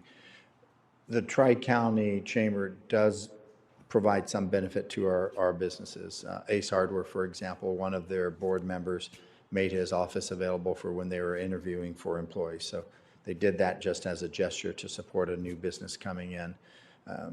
Please, ED staff, you can add to it, but they've facilitated training that they made available generally to Cibolo businesses. I don't know if there was one or more businesses, but there is a return, but the council determined that there is a difference in the impact between the chamber and the Tri-County Chamber. So just for the record, is there a return on our $750, the current level, Mayor? You mentioned that. I was unaware of the price for this coming year. There appears to be some return on investment there. And Mr. Hardin or Mr. Vasquez, if you wanted to add. As far as our return on our investment, as Mr. Reed mentioned, there are training opportunities available to our small businesses. They hosted a small business symposium that Luke moderated a session at, and I was on a panel for. That was the first year to do that. We left this decision up to the Economic Development Corporation Board as a whole. We remain neutral on the return because it is our corporation's money. It's their budget. So I would just say the return on investment, to Mr. Reed's point, there are similar offerings, but as far as the impact, it's very subjective to what you see with your own personal experience. So I think if it's something that you have a concern about, like, so one of the things that I think is really critical, that I want to say this in public and specifically about the budget, because we're going to spend city dollars on memberships to things like the greater SATX. We're going to spend city dollars on things like Greater San Antonio. We're going to spend city dollars on the chamber. And one of the things that I would really, and I think both Rick and Clancy and even Luke with business retention and expansion would say that it would be good for us as elected officials to participate in the training and the programs and being on the like the little, like, you know how I wear the champ jacket for the chamber? They have other volunteer organizations at these larger chambers that are much more connected within the economic development world, within the elected official grip and grin moments, right? Which is why you take off of work and to represent your city, to express the importance of SAMA, to express the importance of the interconnectedness of our economic development. All of our cities need to do well in order for this region to do well. So I think to your point, as council, we need to look at how many of these chicken lunches can you go to, right? Because you're not going to them just to sit there on a chair. You're going there to meet, the people that are like teaching at the technical college or the Aishan, when we brought Aishan to the NEP meeting. So some of that needs to be streamlined and focused, like strategized. And I do very much appreciate and understand the strain that it puts on you when you take off work to go represent the city, and you want to feel that your participation is robustly appreciated, because you're there to work. You're there to represent the people. And so sometimes I think that the smaller organization or the organization that may be struggling with leadership forgets that. And so maybe this conversation is enough, or maybe it's not, but at least we've had it, Marissa, and I appreciate you bringing that up. Thank you. Sorry about that, Ms. Miranda.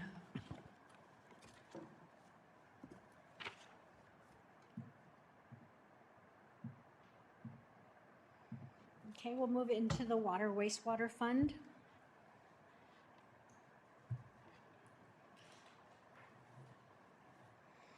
We did have a utility rate study completed and approved in December of 2025, which reflects a planned rate increase of 7% on water rates and 11% on wastewater rates, which impact a customer by 8% or 8.4% on the average residential consumption or consumer. This budget also includes $2.1 million in one-time engineering cost for the design of the Bolton Road Lift Station and Force Mains project. The construction dollars for the project is anticipated to be funded from future issuance of debt and impact fees.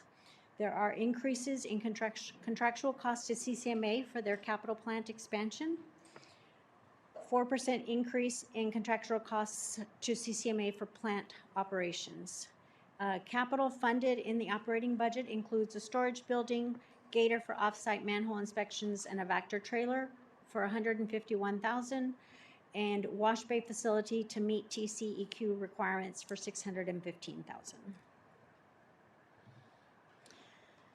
Canyon Regional Water Authority has submitted their initial budget for fiscal year 27 to its member entities. The budget included a 5% increase in raw water costs that was passed on from GBRA, a 10% increase in property insurance, 35% increase in auto liability insurance costs. However, there was a 70% decrease in repair and replacement funds, so as they're catching up on their capital projects. They had funding included to maintain $1 million balance for all unexpected repairs, but they are still working on capital projects that were funded with prior year dollars, which included $6 million for major projects at Lake Dunlap and Wells Ranch, and those are non-recurring items. Can you just pause on that side? Mm-hmm. I just want you to look at the percentage of increase in the raw water cost through GBRA. I think in our future discussions about water acquisition and some of our CVLGC conversations, I want you to recall this CRWA 5% increase in raw water costs. Thank you. Going over the increases in contractual costs to CCMA for the South Wastewater Treatment Plant. There was the initial debt issued in 2014 and 2018. Our share was split with the city of Schertz. They paid the first 10 years. We split the next 10 years, which we're in now, and then the final 10 years are paid by the city of Cibolo. We're in those middle 10 years, and the $205,000 will increase to $356,000 in 2028. They also issued bonds for that wastewater treatment plant expansion. For the design of that expansion, they issued 2025 bonds, and we are currently paying down the debt for that design. In 2027, we anticipate them issuing bonds for construction, and we will see our first payment or half payment in fiscal year 27. And you see that 1.1 million increasing to 2.2 million in fiscal year 28 and beyond.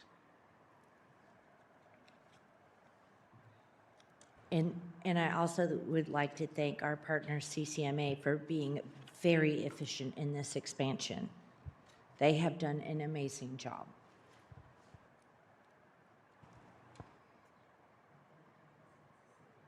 So our water, wastewater, utility fund summary. We anticipate being within 1.5% of our original revenue budget. We have had a wetter than average year, which is reflected in slightly lower than anticipated water consumption charges. The water acquisition fee was also eliminated early in calendar year 2027. These reductions were offset by higher than anticipated wastewater charges.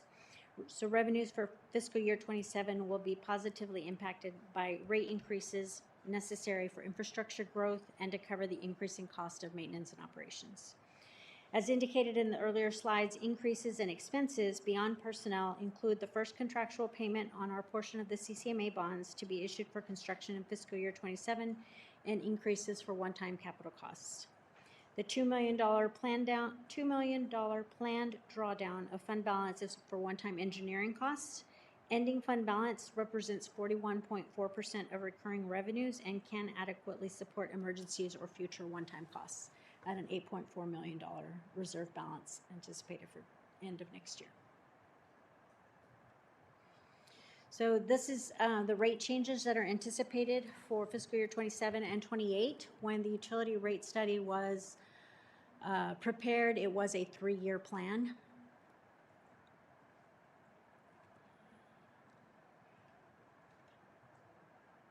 Hey, can you go back? Uh-huh. Like, you're not talking easy, cinchy stuff here.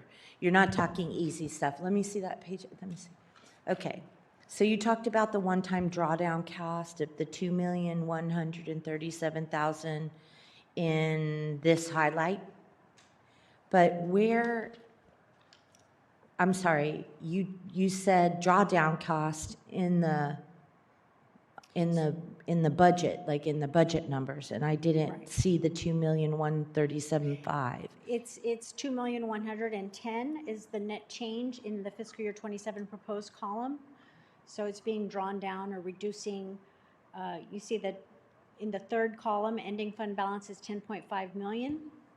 The following year's results of operations would be a decrease to that balance of 2.1 million, leaving 8.4 million in fund balance or working capital. Okay, so the 2137.5 is the 2,110,118. That's why I didn't recognize it. It's not the exact number. We put in 2,137,000 in cost. However, some of our It's fine. revenues I can cover that. I'm trying to track like what you're telling us on your highlight to what is in the actual crunchy number thing you do.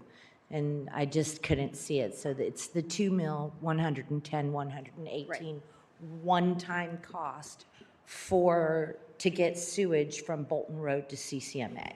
It is the design of that. The design of it.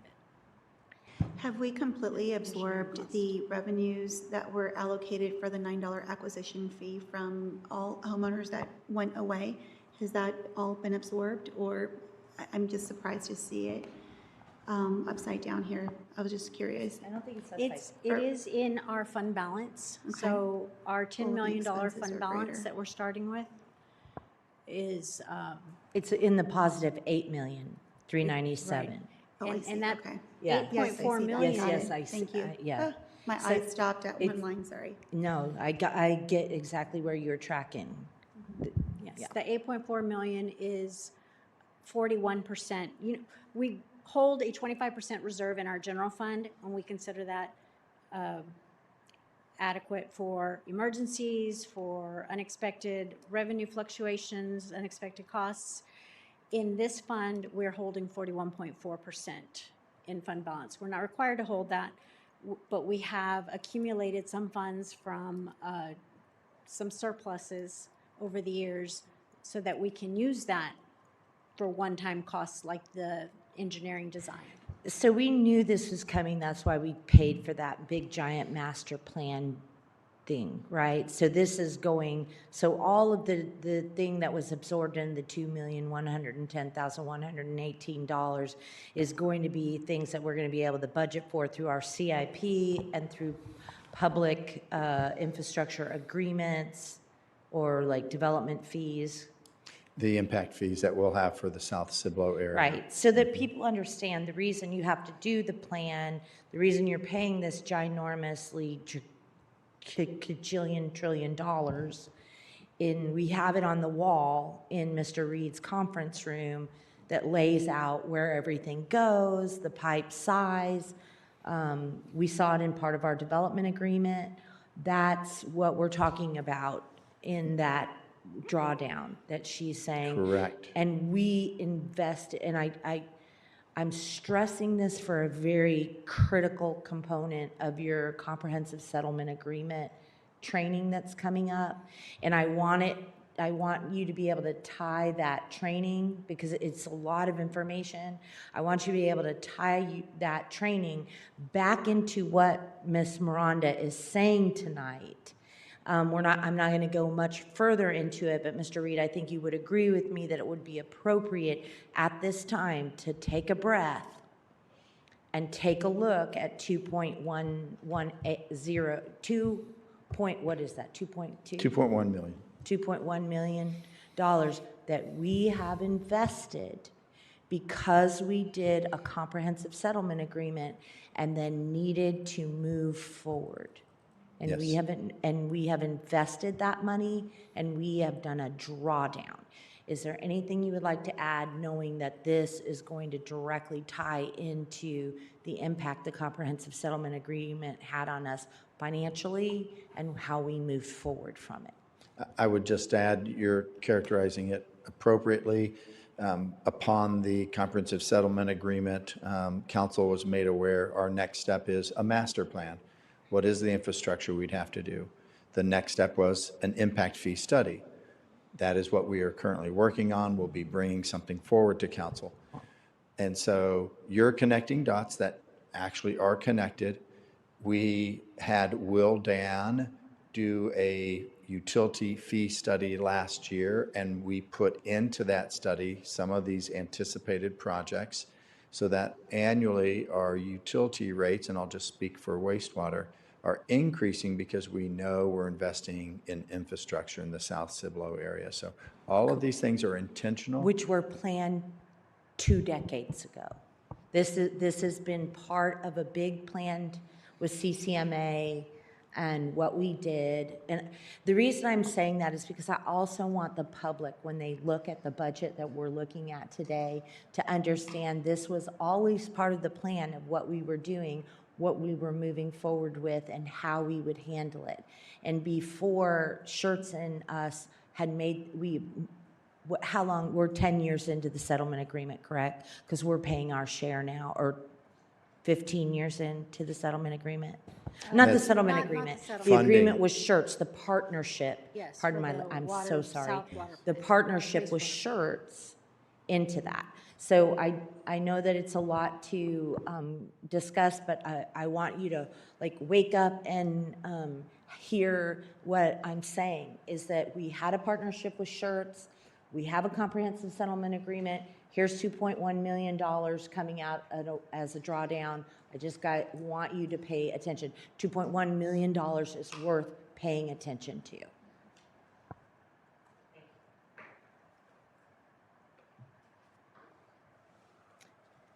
So based on the rate study that was conducted last year, there was a 3-year plan for rate increases. We're in year 2 of that plan, where the water rate is proposed to increase by 7% in fiscal year 27, wastewater rate by 11%. In fiscal year 28, we would see a 2% increase in our water rate and 11% in our wastewater rate.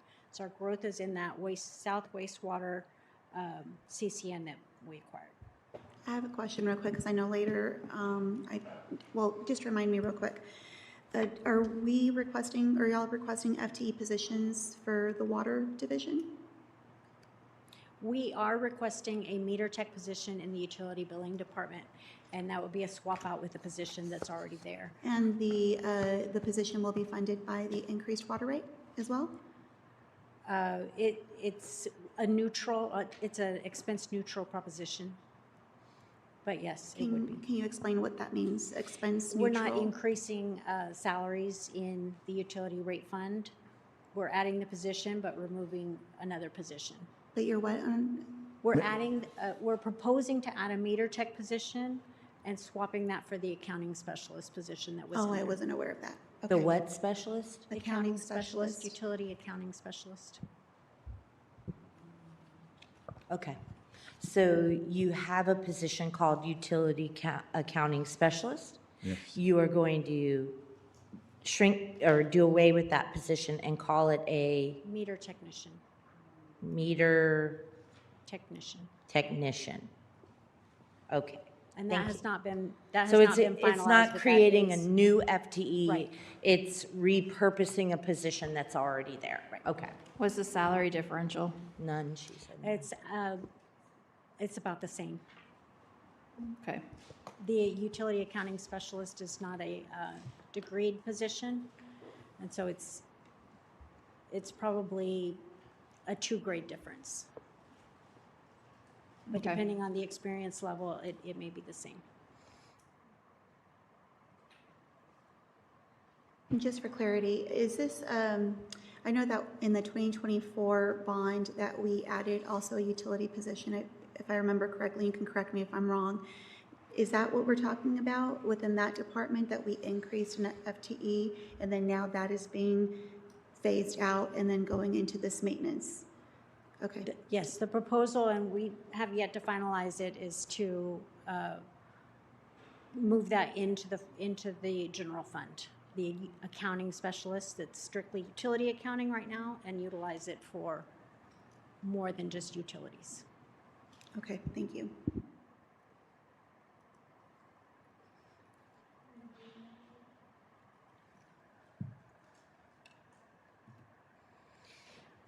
Calculating the impact to the average customer, we used a 8,000 gallon consumption rate for water and a 6,000 consumption rate for wastewater.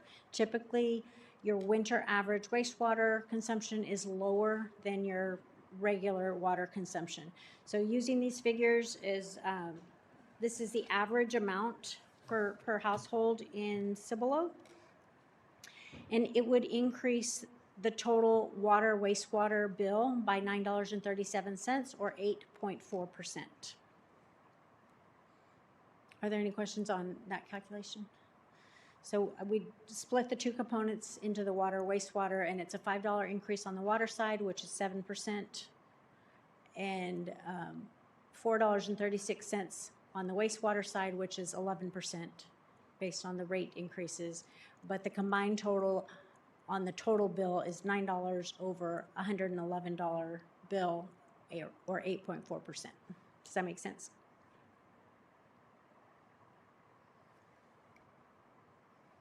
Any questions? Any questions on that? Just really quick, how many homes are receiving water service from our city? Oh, that's a good question. 6,500? About 6,500? Okay, thank you.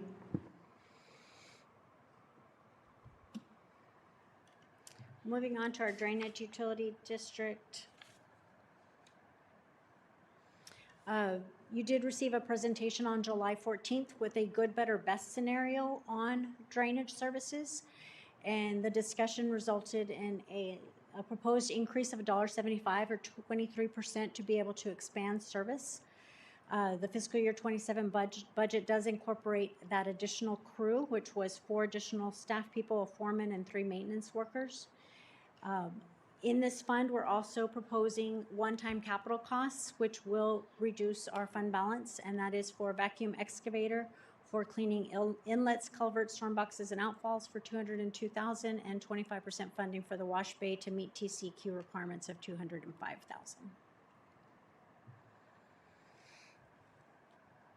At the proposed fee increase combined with population growth, our revenues for fiscal year '27. It happened again. I'm sorry. Could you go back to what's a wash bay and why is it 205,000 bajillion dollars? It's actually 805,000. Mayor and council, the wash bay facility is the proper way of washing the equipment and clean up all the debris from the equipment and the machines before they get into the wastewater system. So when we wash the equipment, we shouldn't let all the debris and all the asphalt, all the gravel go into the system.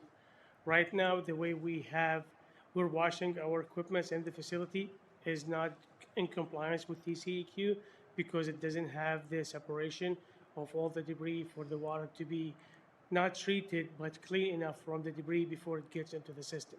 So it's an MS4 compliance requirement. The cost here, the 205,000, that's basically 25% of the overall cost, which we developed this year and divided by the 4 divisions because all the divisions have equipment and machinery that use this facility on daily basis.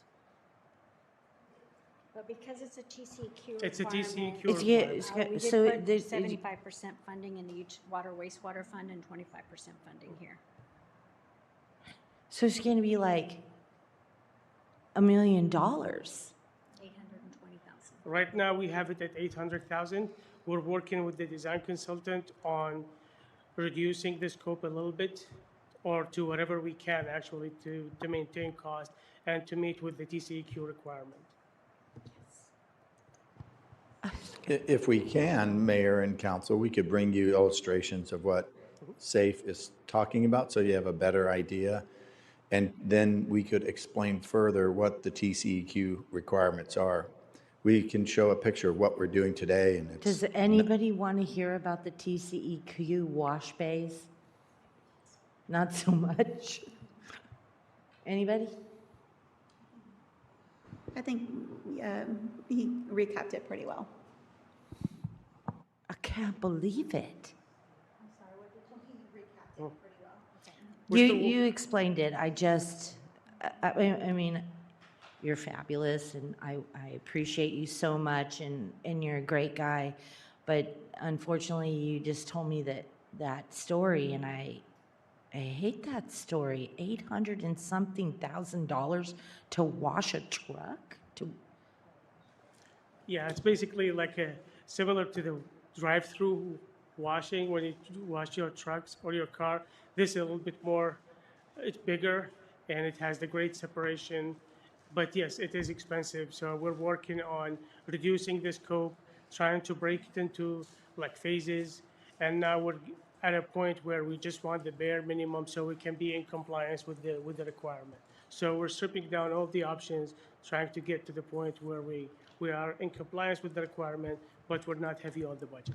So thank you so much for that. So council, I would like you to know that I asked Mr. Reed to have a meeting with me after our ding dang budget workshops are over so that we can go, when we go up to the Capitol to advocate for making it make sense. This TCEQ wash bay is something we need to talk about making it make sense. I want to protect the environment. I am a big advocate of making sure that we don't put things into the system that is going to harm the system. I have bees, I raise animals, things of that nature are super critical to me, but I also live on a farm. So, I mean, I need more information. We need to talk to somebody about why TCEQ, what that's about. Thank you. Thank you, Safe. Thank you.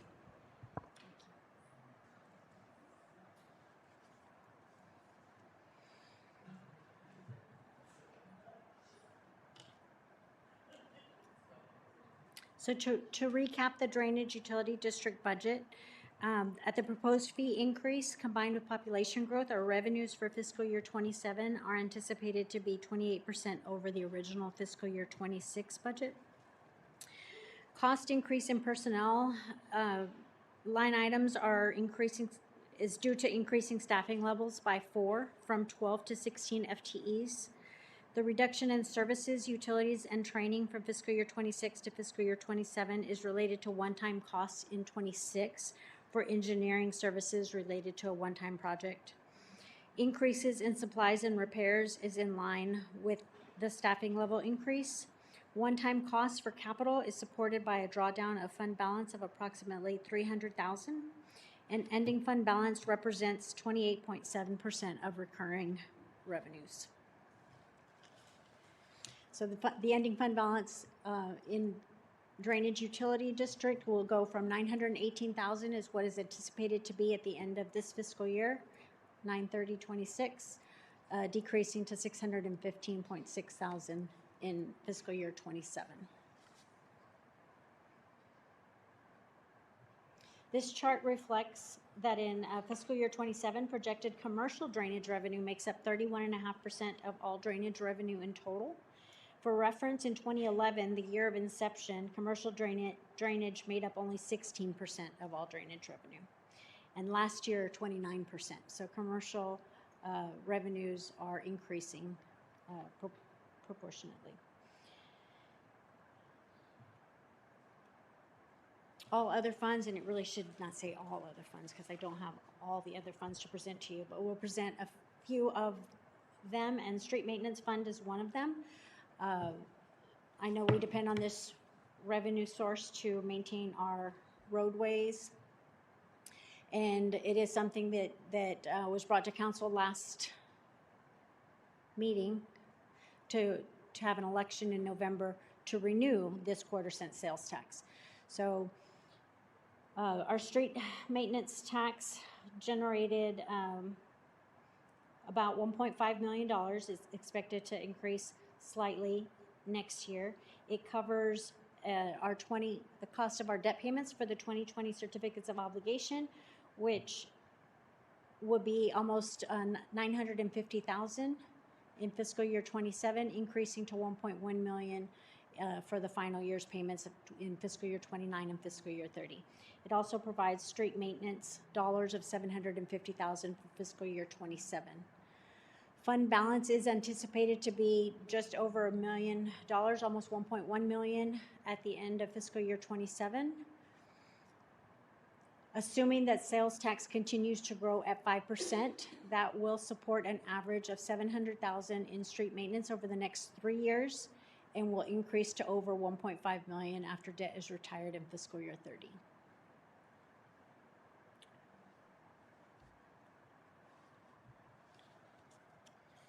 The impact fee funds, we have transportation, drainage, water, wastewater impact fees, and then we also have parkland fees. Most of these fees will be to support the Tolly Road commitment of $7.7 million. Land acquisition is currently underway on this project. You will also be receiving an updated impact fee study by Fries and Nichols in the next 2 months or so.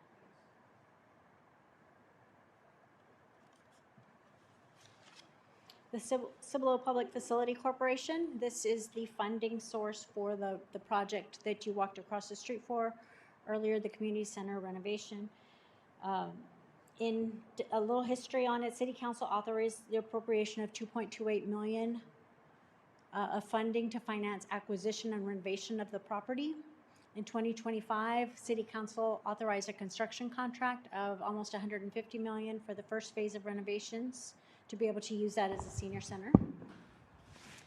And the fiscal year 26 budget included an additional $250 for phase 2 renovations, $3,000 for Parks and Recreation Commission events, $50,000 for the neighborhood traffic management program, $101 in remaining funds from phase 1 renovations to be used for furniture, fixtures, and technology, And through a budget amendment, council also authorized $72,000 for property acquisition and abatement for a property on Hakerville Road.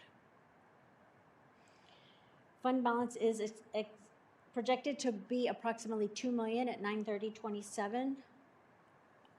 Assuming that council does want to move forward with an increase in the phase 2 construction costs. So we'll be seeking your guidance in that. We have 10 other non-major special revenue funds. Those budgets are still in development. The combined fund balance of all these 10 funds is about $250,000.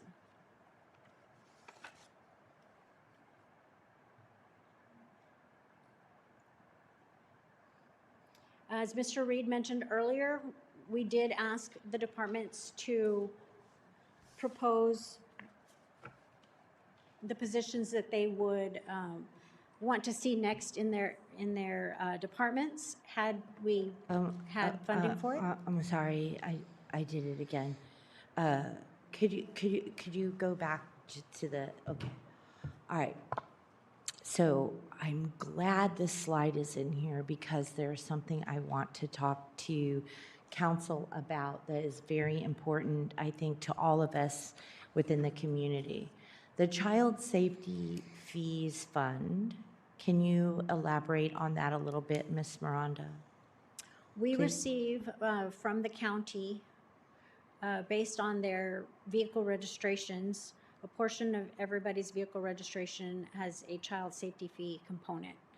The county divides those fees that they receive up between the cities and based on population, actually the census population. So we receive $35,000 or so annually in these fees that can strictly be used for child safety items. So we have used it in the past to put in crossing signals in front of schools. We use it to fund 50% of our crossing guard program. I'd have to look at a history at what else we've spent it on, but those kinds of, safe routes to school, crossing guard programs, those are some of the things that it can be used for. So one of the things I want to bring up to council is one of the 12 people that are however many people on our grant fund was the Guadalupe County Children's Advocacy Center. And the Guadalupe County Children's Advocacy Center used to be funded out of this child safety fund. I would like to know why we removed the Guadalupe County Children's Advocacy Center that serves children and families when there's allegations of child abuse and neglect. Mayor Latimer, I'd ask if Brian Huggins, in his former role as police chief, may recall the use of the Child Safety Fund revenue towards funding, did you say that organization, that nonprofit? And Mr. Huggins may or may not remember, but I don't recall it coming from that fund. I know we've had the crossing guards come out of that fund. We've had some crosswalks improvements come out of that fund, but I don't remember it going to the Children's Advocacy Center. I'm not saying it never did. I just don't recall it. That's not something I recall from my time here either. I don't know if many years ago, there was some funding level, but I don't think it came from this source, if there was one. I could do some research on that. Well, did you want to say? I would, yes, Ms. Miranda, if you can do some research on that, and also if you can verify if our sister cities also contribute, because I was under the impression that the city of Seguin and possibly the city of Cibolo, the city of Schertz, have them within their police department fund, and I believe it's under the Child Safety Fees Fund.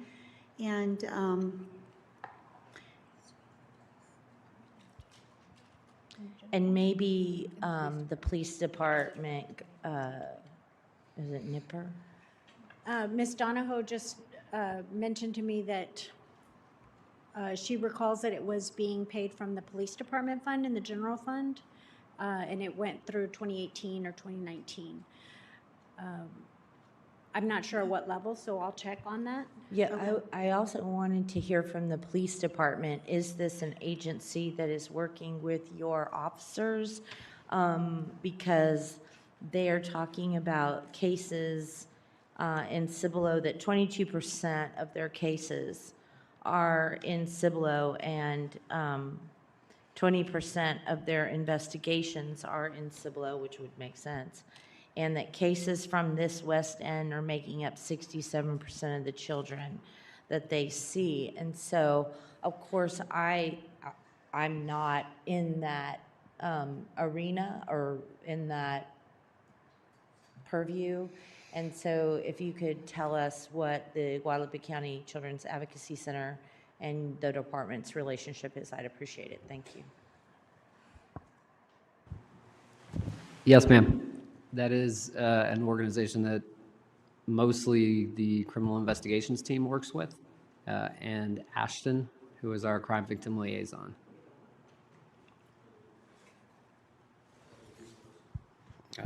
Basically help us investigate any crimes against children cases, help set up our forensic interviews, any of the things that we need to do to investigate cases involving children.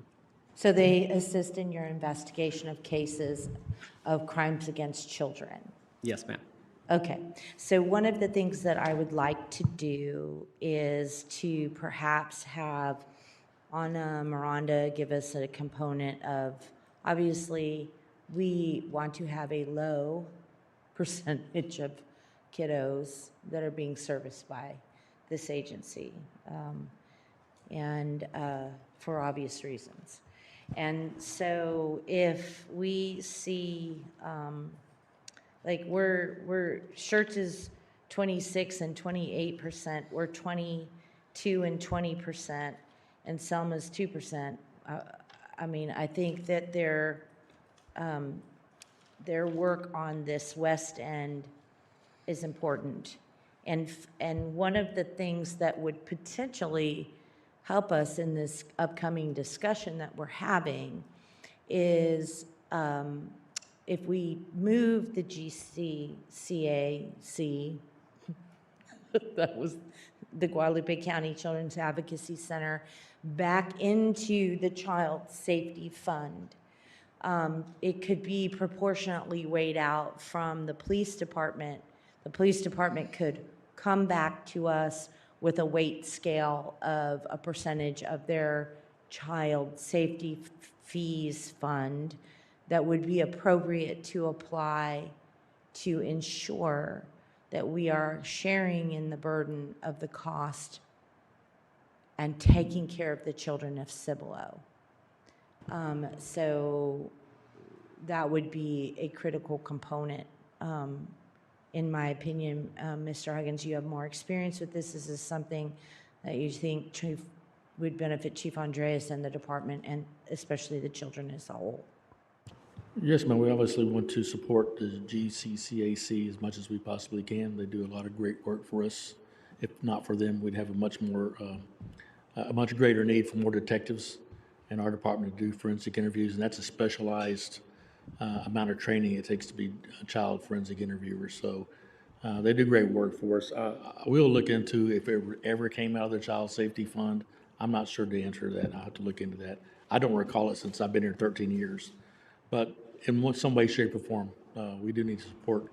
Well, maybe my misunderstanding works out to be an opportunity for us to more robustly support this agency for the sake of the victims. I do know there are some parameters you have to use the Child Safety Fund for, so we'll make sure that that falls into that category, and if not, we'll let you know. That's awesome. Thank you. Mayor, I would also like to add, if you don't mind, point of privilege, that the GCCAC also is going to be building a new facility in the Schertz area that's going to be closer to home because the child cases have increased in the SEUC district. So I feel that adding them back at this specific time where the numbers, we obviously have grown as a community, both communities. So with growth comes also those other challenges that come from within the home. So being that we will continue to grow, it's a great opportunity to begin this partnership within the budget just as well. And I also like to mention to the rest of council that this will also alleviate maybe one application from our strategic partnership grant that will give the opportunity for those funds to be donated to other nonprofits in the area, as we have noticed that usually the GCCAC really ranks high when it comes to our general consensus. So I just wanted to make mention of that. Any questions or comments? Okay, thank you. And Chief Huggins or Mr. If you could send an email out to council once you determine all of that, or Mr. Reed, whatever way you want it, but I would like council to know like what it can be used for and if it is something that we could do. Thank you. We'll get you an answer. Appreciate it.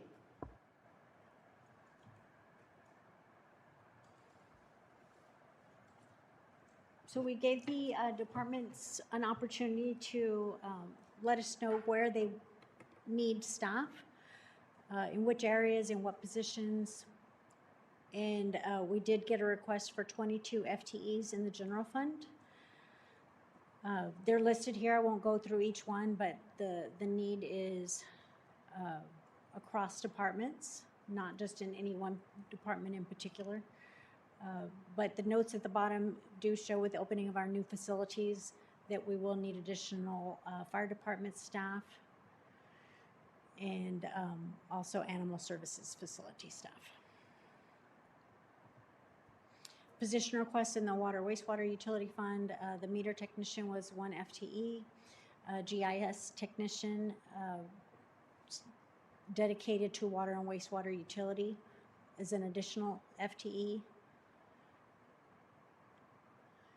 And in fiscal year 29, with the addition of the South Sewer System, an additional FTE would be required.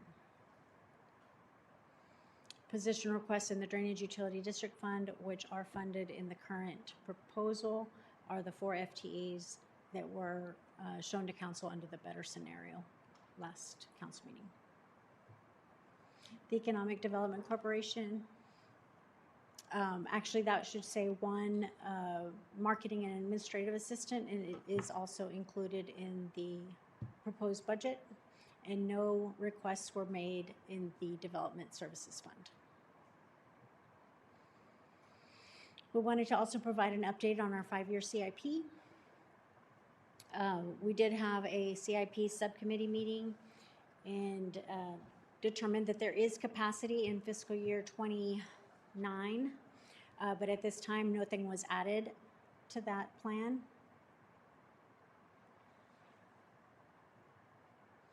So fiscal year 59, fiscal year 29 shows 5.9 million, almost 6 million in uses, but it shows capacity of 16 million. So there is an additional 10 million that may be allocated to a new capital improvement project for that fiscal year. And as this changes and gets updated when we have certified values, the capacity numbers will be updated again. Reminder of what's not in the 5-year CIP is the wastewater projects for South Cibolo, Phase 2 of the facility at 203 South Main Street, and the mill and overlay in future years to tackle residential streets. Our next budget planning workshop is next week, end of next week, July 30th. And we will be covering truth in taxation or tax rate calculations and incorporate council feedback in budget planning. July 30th. So we do have the slide in front of you seeking your feedback and direction on these items. Mayor, do you want to ask each one of them and gain a consensus? Councilwoman Sanchez Stevens has a question, then we'll go back to Jeff, if that's okay. Yes, regarding, and just kind of going back on the CIP for fiscal year, just the projections, the forecast moving forward, 26, 27, 28, 29, and 30. I believe, and you can correct me if I'm wrong, but I recall I was trying to look in my emails earlier this past weekend, but I think it's maybe in the hard copy from our strategic workshop, planning workshop. The South Side home here on Main Street across from that community right there, I believe I recall that it was somewhere in one of these years that was going to be tied in capital improvement projects for that community with the second phase of 1103. And I didn't see that here in this in this new CIP forecasting, and I just wanted to see what happened with that. Yes, this is the 5-year CIP that the previous director Julio presented in the budget, the council workshop recently. Yes, and I've seen before that iteration of CIP project, there was a list where it shows that neighborhood. But I think my understanding, and I can double check on that information and come back, the timing was changed because of the 1103 project, so we don't want the two projects to happen at the same time.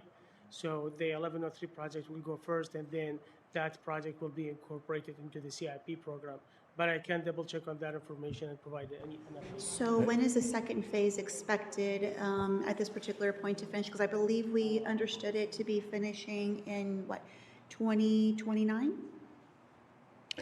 So, 1103? go Maybe ahead. towards the tail end of Say. 2029? I believe it's 2029 because we are doing our project through through October 1st of 2027, and that's when they will let their project, and they will go from 2027 to 2029. So why couldn't that neighborhood be included in the fiscal year 30 since it's going to be finished? I think it was because we didn't have that much money in fiscal year 30 with So- Weidner Road. It states here that in fiscal year 29, the only year with capacity to add projects as shown, there is 10 million that may be allocated to new capital improvement projects. Wouldn't we want to add back that community so that they stay on target with our 5-year CIP? Sure. We'll review that project, and we'll review the project and the scope and the estimate of it, and then we'll incorporate it into the plan. Okay, thank you. I just know that that community has flooding issues, and it's had that for quite some time, and they usually feel neglected, left out. We care just about the established neighborhoods as we do the new neighborhoods that get, roads resurfaced and so forth. So I just wanted to make sure that one, I was tracking that one specifically and make sure that it didn't fall off. So thank you. I appreciate it. You're very welcome. Thank you. Well, when you do that, for clarity in the future on a CIP like this, do you have a list of like we have, these are so that you don't forget them, right? Like, I think that's critical. Norma caught it, but councils change, things come and go. You can't always catch everything. So on this CIP projects anticipated to be funded, you're going to need to keep some kind of rolling tab of stuff like that happens, or we're going to lose track. We are, and that's what we presented to the CIP subcommittee. Yeah. We are keeping track of all the projects that we developed so far, and even the project that we need to develop. So we're keeping a list of everything, and the project we develop scope and cost. We also develop scoring matrix, so we can measure the importance of that specific project in comparison to another project. So next time when we propose a project to be added on the list, we will be able to provide you the scope of the project that we want to add and the score that it achieved in comparison with other projects on the list. Wait. So So if I might, I know you sent y'all's rack and stack to the subcommittee. Did you send it to all of council at that time, or is it just the subcommittee? I believe all council, but I'm not sure. I can double check, and if not, I'll send it to all council. We'll go ahead and resend it or send it to the entire council. So just to add that project, because of what Mr. Al-Haddad mentioned, the overlap with Phase 2 of FM 1103. It was not forgotten. It is in the rack and stack. It would end up being like FY 31. I don't We think. will, go ahead, Mayor. I don't think that we're saying, we think you forgot it. I think we're saying, more of like a visual tag. Councilwoman Cunningham had a comment. Yeah, so I do remember we discussed keeping that money free in FY '29 because we have the pavement condition index survey that was started this year. It should be done by the beginning of fiscal year '28, I think is what we had anticipated. That allows us to review it and in FY '28 determine during that budget season for FY '29 which roads we want to start in FY '29 and piece out along the way. So that I think was one of the reasons that we had discussed in our subcommittee meeting. Y'all can correct me, but I know we had discussed that. We didn't want to have the pavement condition index and end up in the same place we were before, where we have this study that shows us we have $100 million of road repairs and we have no money to fix it. So we wanted to show that we did a study, we have some money set aside for it, and we can make progress starting immediately based on what that study showed. How long was the last time since that subdivision had roads redone? Which subject? I'm just asking, do you know? I think Buffalo Trail had something done because we had to do some sort of sewer line or something. Could be wrong. So that neighborhood has streets that look not to have been milled and overlaid in well over 10 years, but I'm not saying it was 10 years ago. Deer Creek also, other than Deer Creek Boulevard, has streets that look like they haven't been touched since they were installed in 2004 through 2010. So I'm trying to say, Mayor, it's been a long time since the South Cibolo neighborhood has had its streets touched. This project that we're talking about was multifaceted. It was replacing of water lines and street upgrades. So we were trying to combine the need to replace some of those water lines with, well, if we're digging up for water lines, let's repave the streets and fix any geometry with curb, gutters, and drainage. So it was not just a roads.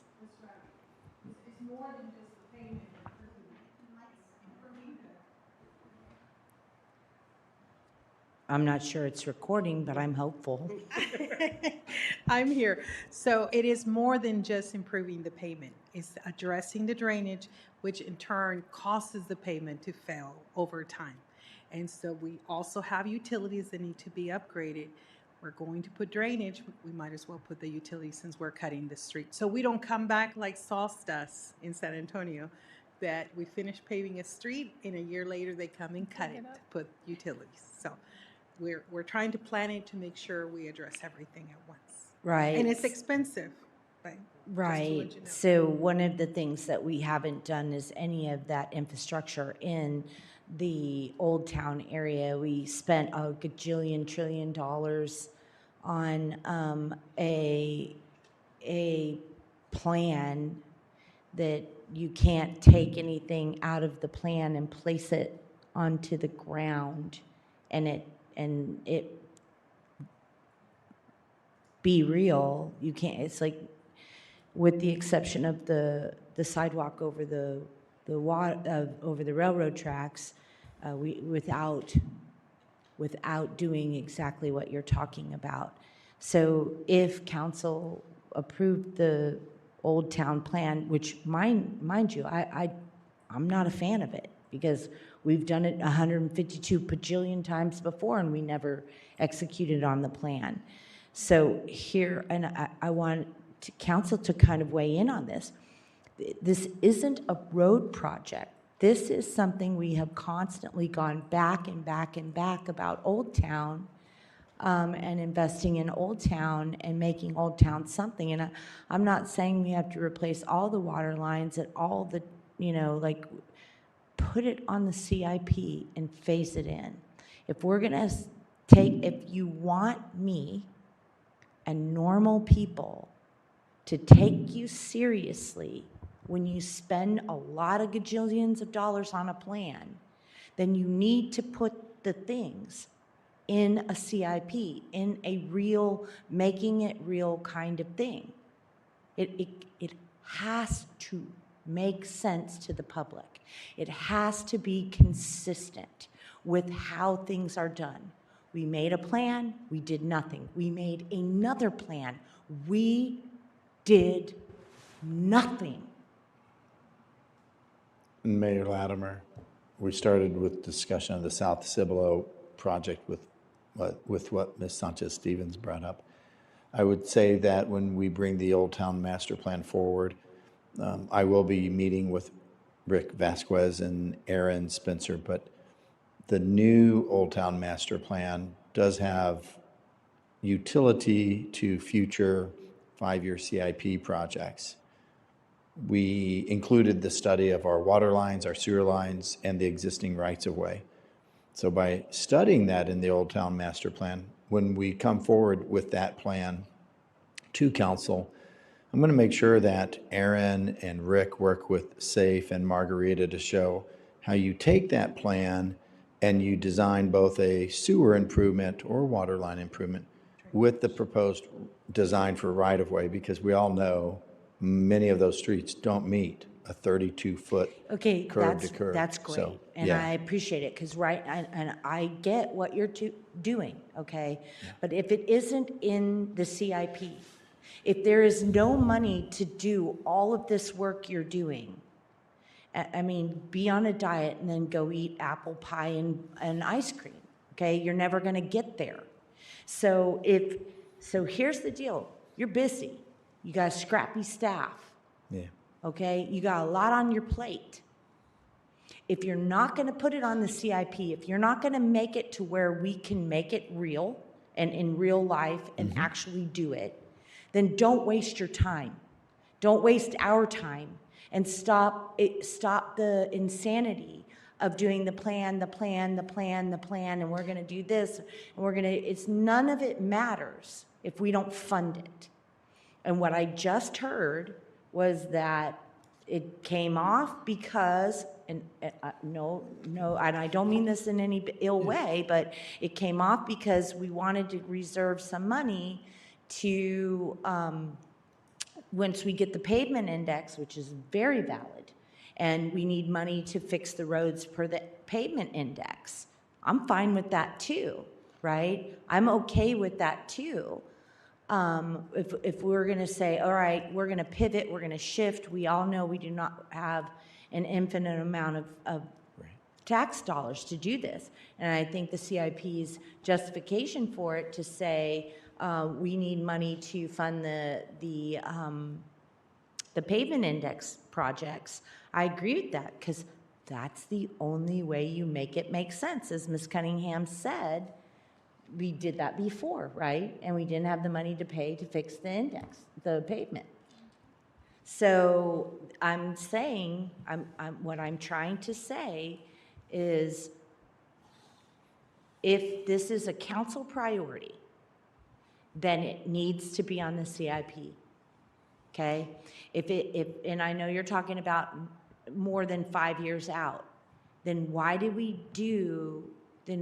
just take the old plan and slightly modify it for the utility services? You have to make it make sense. The only way this plan makes sense is if we invest in, put the infrastructure in. And that is why I keep advocating for the sidewalk over the railroad tracks. It's the one thing we can do without having to put infrastructure in, except for rebar and some flat work, right? And I want to be very serious. We are looking at difficulty and a large expense in making I-10 corridor function, and down Bolton Road and the sewer lines and all of that into development into the future, which will hopefully bring business and industry and retail to balance out the debt for the sewer. But like, you took it off. You made a plan, and then you took it off. Well, again, for sake of time, Mayor, if we could move on, but we didn't take it off. It's going to be in a future year, or based It's not upon, on the plan. So in my world, because Yeah. I'm not on CIP, anybody on CIP? here? Who's the CIP? Okay, you took it off, right? You pulled it off the CIP because it was outside of the 5 years? So the documents, I would recommend reading the documents that get forwarded because there was a lot more on the CIP than this. This is just one small piece of what we had. There was a list of probably And it 50 was sent to- projects. And it was sent to all? They're going to be sending it, is what they said. Marissa checked and it was just sent to us. It was just Okay. sent. So Brian they'll be Huggins. forwarding that, but there was a list of several projects. You said that if it's a priority, we need to fund it on the CIP. Abso-freaking-lutely. Yeah. But the problem is, everything's a priority. We have the downtown master plan, we have our comprehensive plan, we have the 78 corridor study, we have the I-10 corridor study, we have a parks plan we're working on. We have all these different plans and not enough money. The whole point of doing the plans was to try to figure out what is the highest priority based on the data, based on the numbers. The pavement condition index is something I've harped on forever.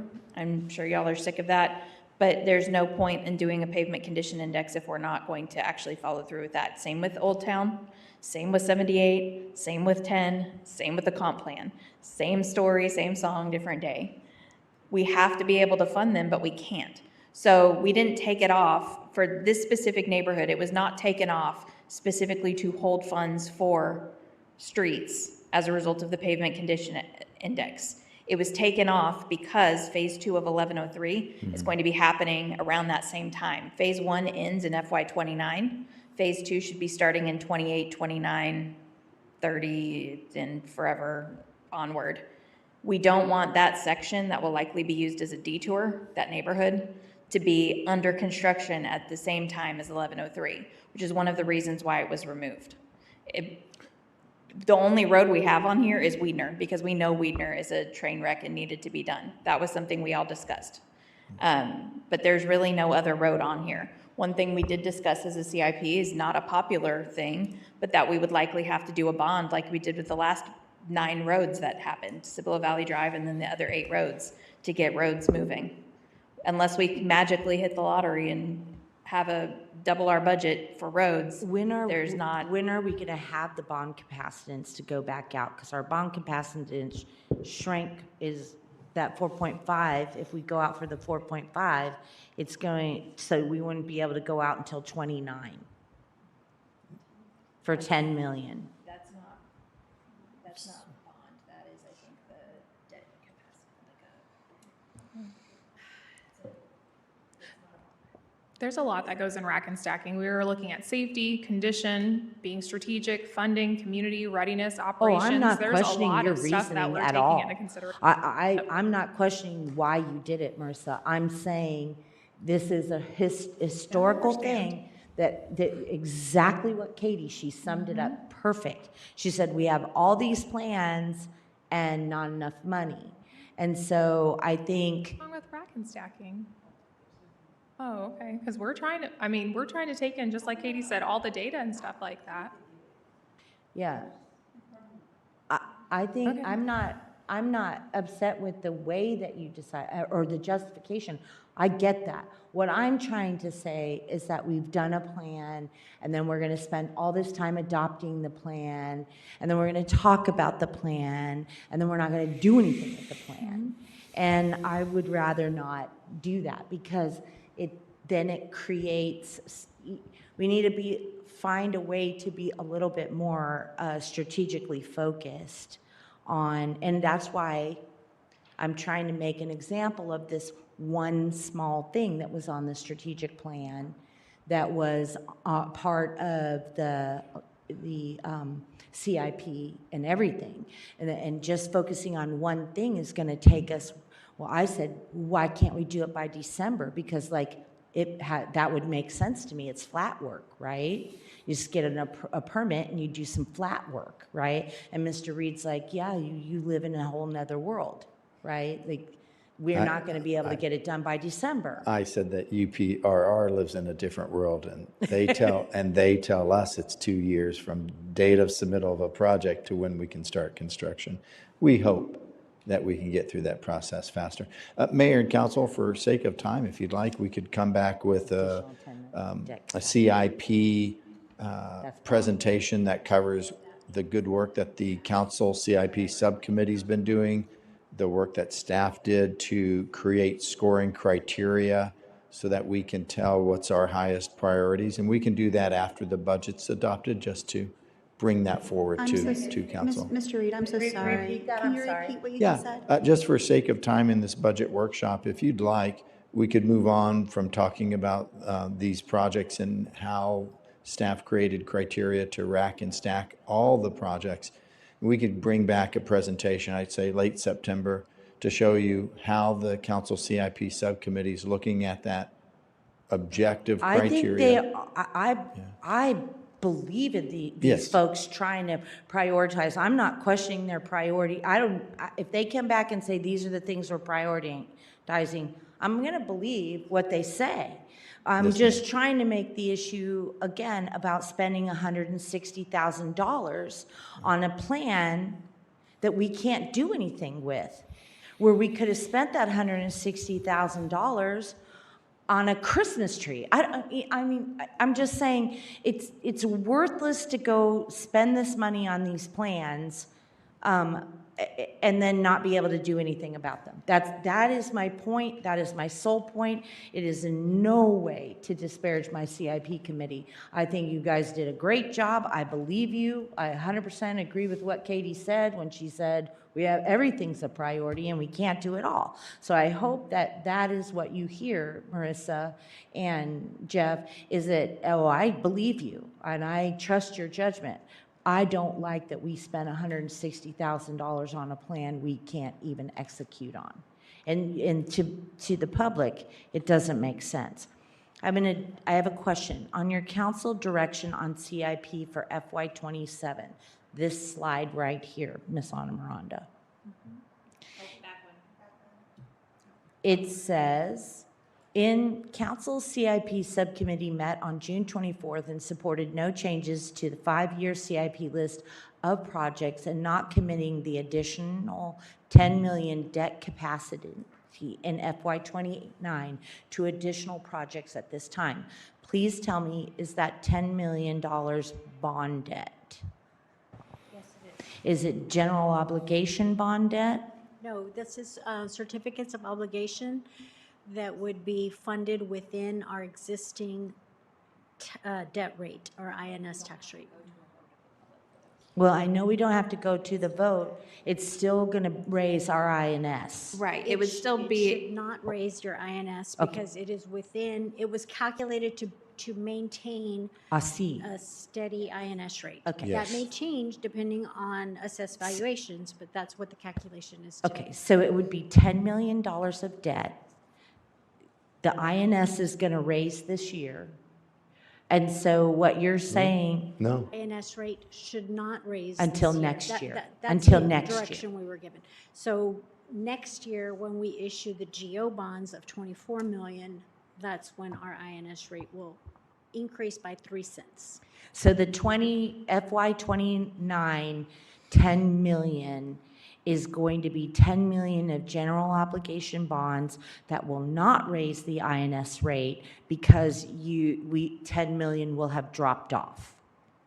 It is actually 16 million. If you look at the debt capacity at the top of fiscal year 29, we are able to issue $16 million in certificates of obligation that should not impact our tax rate. Okay. and so when I was talking about bonds, I was talking about an additional bond that would go out to the voters, like a bond proposition, like the animal shelter, like the public safety facility, which is what we did the last time with the 9 road. Well, the reason projects. that we did that bond like that was to get the INS permission to raise the INS. That's why it went out for a bond. I believe that for the 9 roads, they were certificates of obligation funded by sales tax, the street maintenance sales tax dollars. So we did not go to the voters for that. I thought it went out to a bond. No. Just animal, well, it'd be like animal services and fire then. If we don't Yes. have it within our budget, that is an option to get, based on the pavement condition index, we could say, here's 12 roads we want to do for this much money, voters, what say you? One thing I would like to ask for our next budget meeting, I know when we had the workshop on a Saturday, you had put up a whole bunch of equipment that you wanted that would help do a lot more projects in-house? Yes, it's on the overall CIP spreadsheet, not this one. This is just the 5-year project, but on that overall spreadsheet, we have the list of equipment that we want to ask over the next few years. If you could give us kind of a rundown of the equipment and how much more quickly we could get projects accomplished, whether they be drainage projects or road projects, whatever they may be, if we have that equipment, because that may help us adjust things.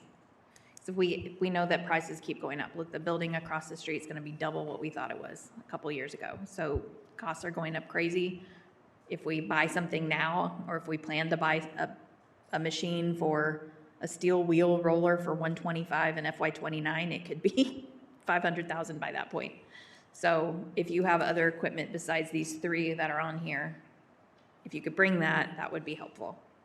Well, I believe these are the main 3 priorities that we have, because they serve both drainage and the streets. Mainly on the street side, the street wheel roller, that's for compaction, and then the motor grader, that's gonna allow us to do more in-house street pavement, and that's gonna be probably the highest cost saving in our operation if we do more paving in-house. These 2 equipments will help with that. Do you Then we have currently one rent equipment- them or contract for them? Right now? We rent them, right? Miss, Right now, we're renting, and what we're looking for is to buy this portable. Yeah, for example, the pavement work that we're doing currently in Green Valley, we needed the grader. So we had to rent it to be able to do that. What the grader does, it levels the base that we're working on so we can come and put the asphalt on top and then pave it. So it's part of the equipments that we do to do the work in-house. Why do you want to purchase it over renting it? Because purchasing it, we'll have it and we decide the schedule when those streets get done. Versus renting it, it's not like you go and rent a vacuum cleaner or a carpet cleaner, that there are lots of them. This type of equipment are not a lot of them out there. So we go and ask them, hey, we need to rent that. Hey, sorry, the other city's already renting it. You have to wait 2 months out before we can have something available for you. Okay, thank you. Another equipment we have on the list is a bucket truck, so we can maintain the signals that we have within the city. And that one also has serve a purpose for drainage in some areas. But the main purpose of it is to maintain the signals. Okay.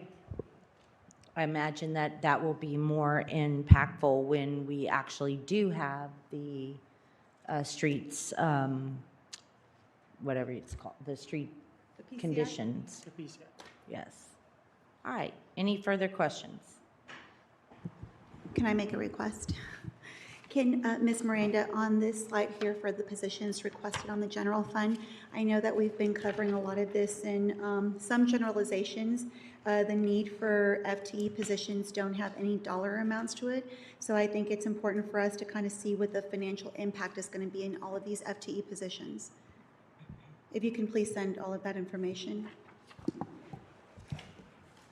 we will go ahead and do that. I specifically, though, did not put dollar amounts there because the money's not there to fund these positions other than the ones that Ms. Miranda's already mentioned are built into the budget, such as the drainage utility district. We'll go back and we'll put dollars to it, though, so that you can see that. I just wanted to reiterate, we put that in front of you to show the need, but because the funding's not there, and particularly in the general fund, I didn't want staff to spend the time working on those dollar amounts. We will get that to you, not necessarily by the July 30th workshop.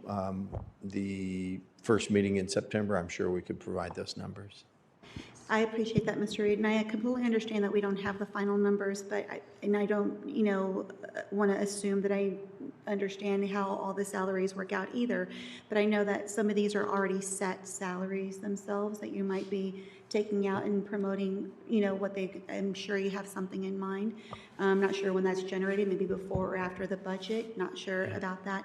But it's just very helpful with the shock factor Like maybe if we saw it tonight, like this is just a idea of what we're looking at until things are finalized before we receive the values. That way we can at least marinate and digest all that information. So when then the values come in, then we are not just overwhelmed with a lot of new information constantly. It's a very good point. We know we don't have the funding in it right now, but we also know that we have an obligation to public health and safety. And so the 2 firefighters we're not completely staffed at Fire Station 3.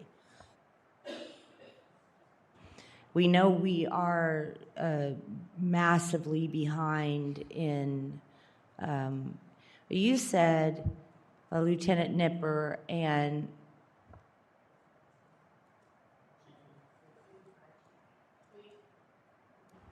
also Chief Lee, or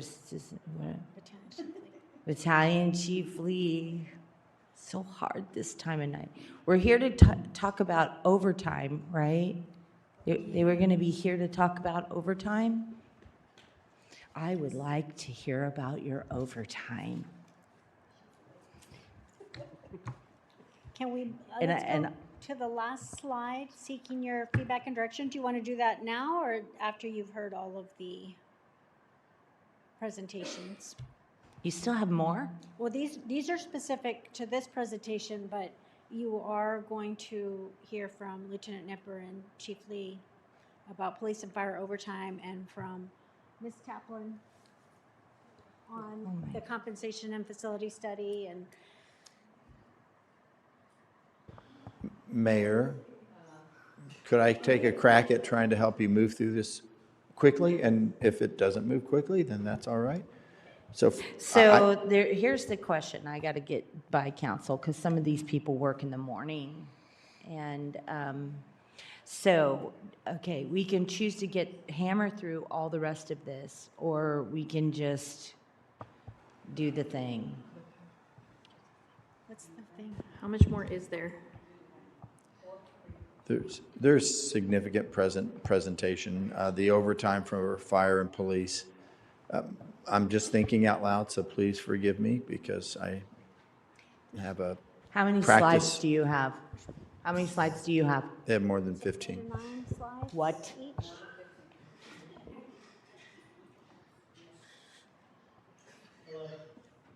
$11 slides. How many slides do you have?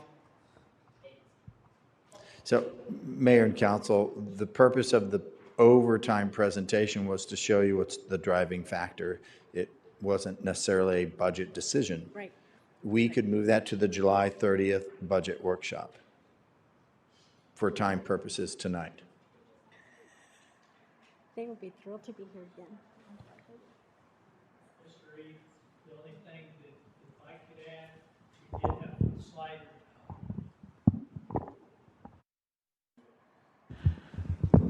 The only thing I wanted to add is that we have a couple of slides that pertain to the SAFER grant that we've applied to with anticipation of looking towards manpower in the new station. That would be the only. When does the SAFER grant get granted?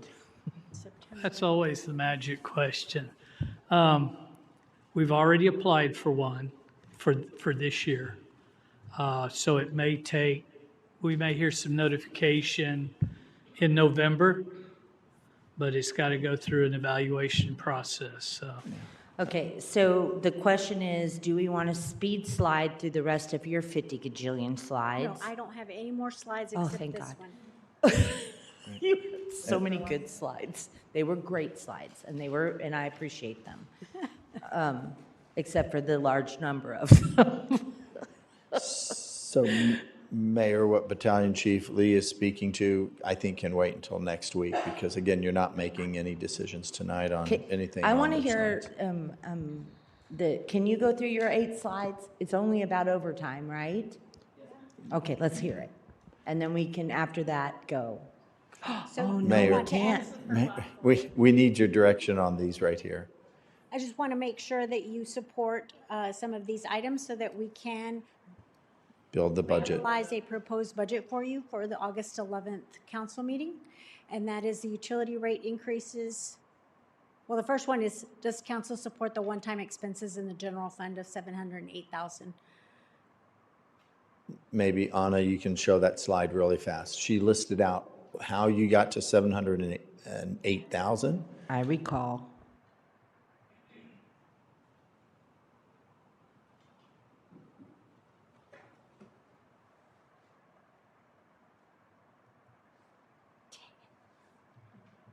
This is, the reason I recall it is because this is starting a new program with the tools and the,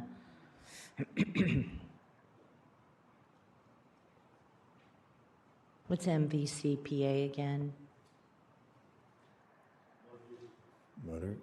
Motor vehicle. Prevention Authority, Motor Vehicle Crime Prevention Authority? Or And that is funding two it's hot currently patrol funded- officers and a crime analyst. And this is the second year of that grant. Correct. So that's a big bang for the buck because they're paying It would the actually rest be for the those three third positions. year. It would actually be the third year of the grant. Third To be year? honest, yep. Will FY '27 be the third year? So what Ms. Ana Miranda is asking is if all of these one-time requests are identified in the 2027 budget and make up $708,400 of one-time expenses, that would allow us to make a balanced budget under the NNR, under the no new revenue rate. Okay, Jeff, Yes. Marissa? Katie said yes. Norma? Just one question. What is the compensation and classification study? Is that going to be independent third party? Yes, it sure is. The facility and staffing analysis study as well? Also third party. Okay, yes. And yes, for me too. Ta-da. Next question. Oh, I should have just gone to the front.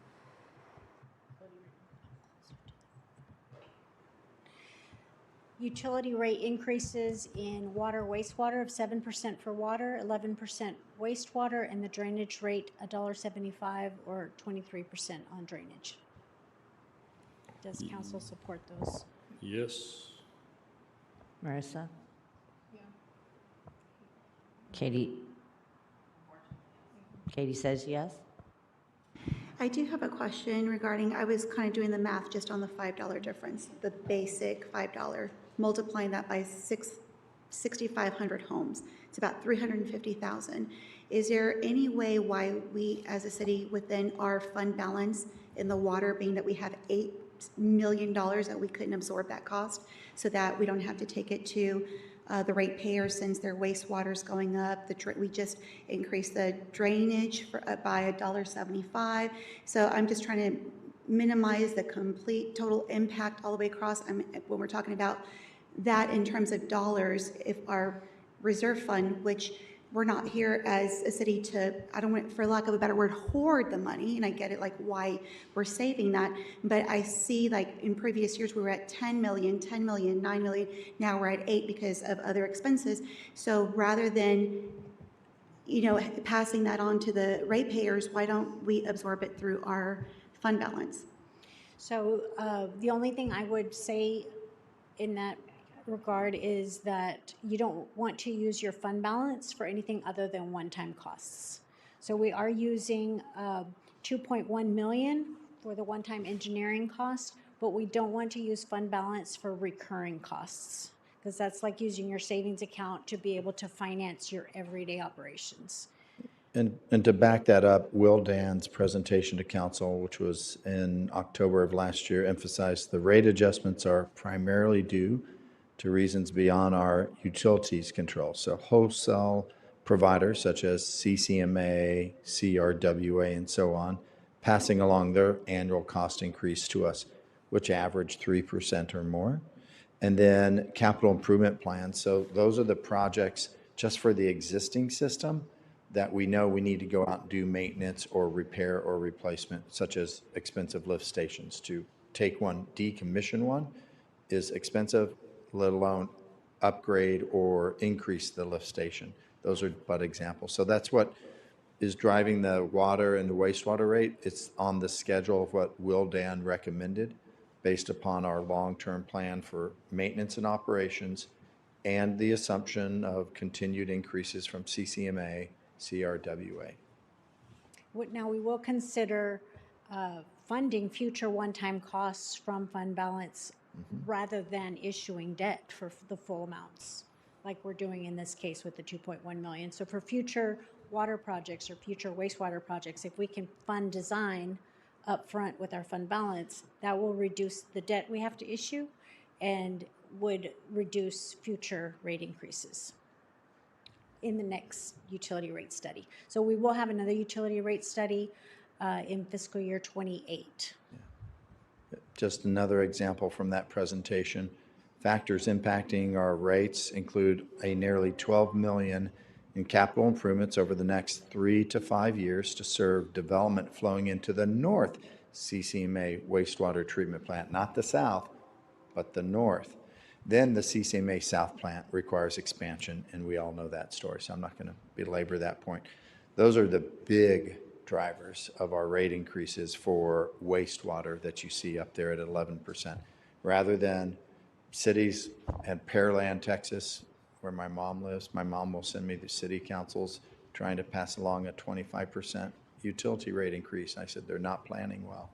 And so rather than being reactive and doing a 25% or more for multiple years, Wildan's study showed us if we plan these out over multiple years, the increase, while not wanted or desired, will create an enterprise fund that can sustain O&M and the capital improvements that we need over time. And just one last question. So just because we don't want to doesn't mean that we can't for the water rate.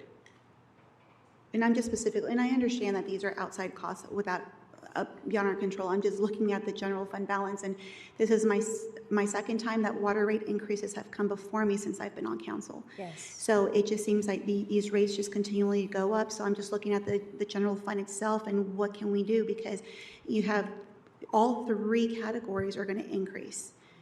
And that's going to impact, it's not just by $5, it's by a total accumulation of all three. So if there was anything that we could absorb between those, that was my only question. But I don't support this entirely. I would like to see more of a forecasting for utilities, as you had mentioned, maybe more, and then have more of a plan. That way we are not continuously every 2 years going to the ratepayers and continuously increasing the rates. I feel like we have to do this more strategically and more planned out. And that's I think that's what Mr. Reed was alluding to, versus having a planned 7%, 2% is more effective, is more prudent for the consumer than waiting 3 years of no increase and then going up 25%. Yeah. So I think that's what the rate study You had has done a dollar proposed. amount for this to the bill. What did you say the increase was? You had It's 8.4% for water and wastewater, which is $9.37, and $1.75 for drainage. So the combined total of that is $11. So the biggest water project in this FY26 to FY30 that would be funded through the utility fund is the FM 1103 utility relocations, and our percentage of that was shown as 2.7 million in our study, and that's factored into our annual rate increases. All right, but you gave a dollar amount, like $9 or something, $9.37 increase, $9.37 is total, everything all totaled together, the increase times the, what did you say? Is for water and wastewater, $6,500. $9.37, and $1.75 for drainage. So the total is $11.12. So it's an increase in revenue of approximately $60,000.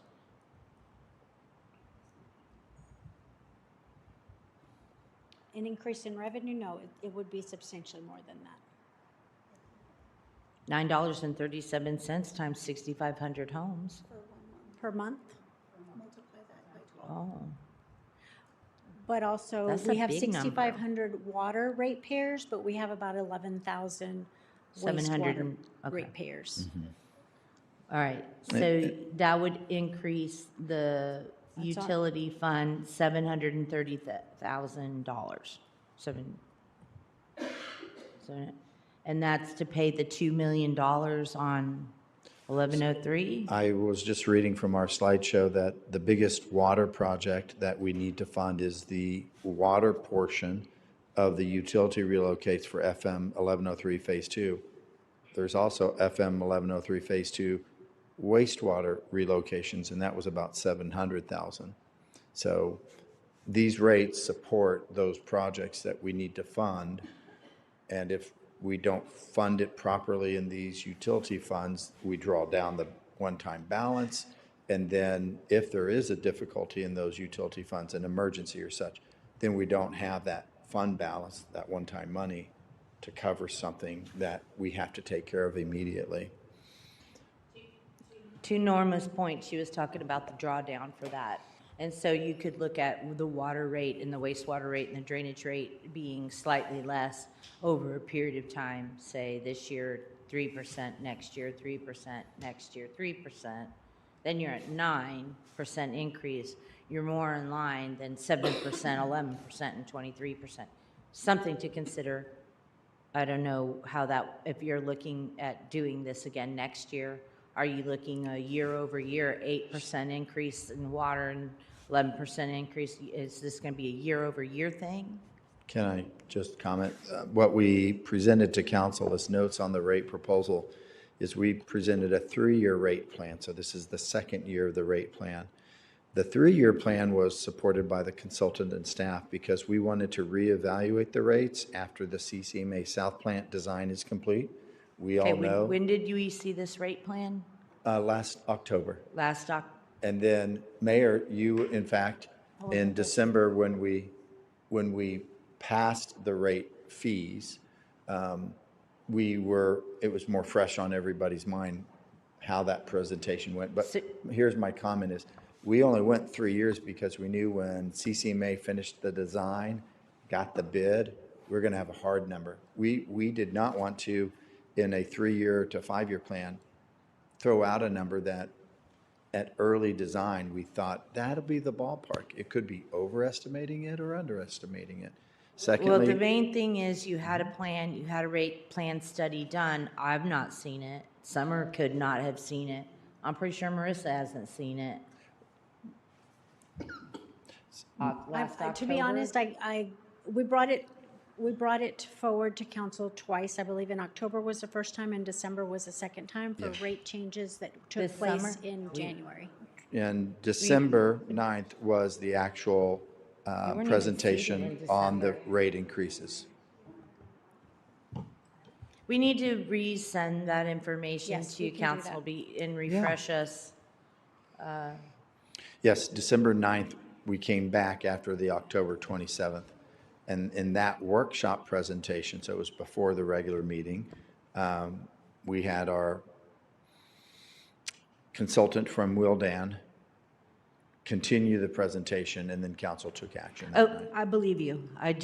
We need to It's have been a that while. more top of mind. I don't even think Marissa Yeah. or Summer were seated at that time, so might behoove us to get that data to the elected. Of course. Yeah. Okay, thank you. And moving on. Well, I'm not sure that it matters, but I'm kind of with Norma on this one. I think there's a better way that we can do it, and I don't know if it's something we can wait to vote on, talk about, or want to proceed with to see if there's a better way we can do it. Because if she's seen it twice, I mean, in 2 years in a row, this will be the second. I don't know. I think we should relook at that. As long as they're following their plan, but we don't know what their plan is. That's So, I mean, good point. No, it matters. Okay. I mean, I'm sure you told me in December. But a lot has happened since Well, then. I mean, we'll bring the plan forward Yes. again. And most of our utility partners, CCMA and CRWA, have similar plans. And for example, CCMA passes along a 4% increase every year to us. No, I don't want to So throw a it's- monkey it's wrench in your plan that was agreed to. I just need to see it. Yeah, Put to the point. We'll send that out to you again, and we'll incorporate it into the next presentation we make. Thank you. Yes. I deeply appreciate that. Does council support the drawdown of funds in the utility funds for one-time equipment and facility needs and engineering design? So the capital costs in drainage for equipment, a vacuum truck, and the 25% of the wash bay in the drainage fund, and in the utility fund, equipment, including a gator and 75% of the wash bay. Does council support those one-time capital costs?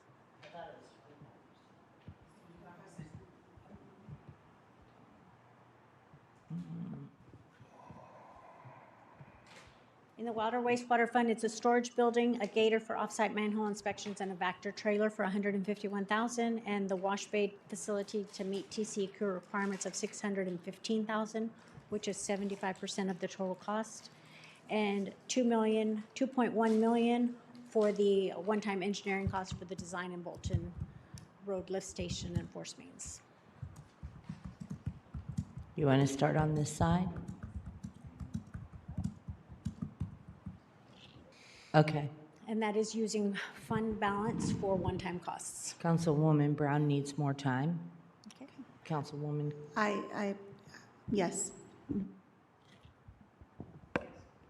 can you use your? Yes. Yes. Yes. Thank you. Does council support increase in funding from the PFC for Community Center Phase 2? Yes. You okay?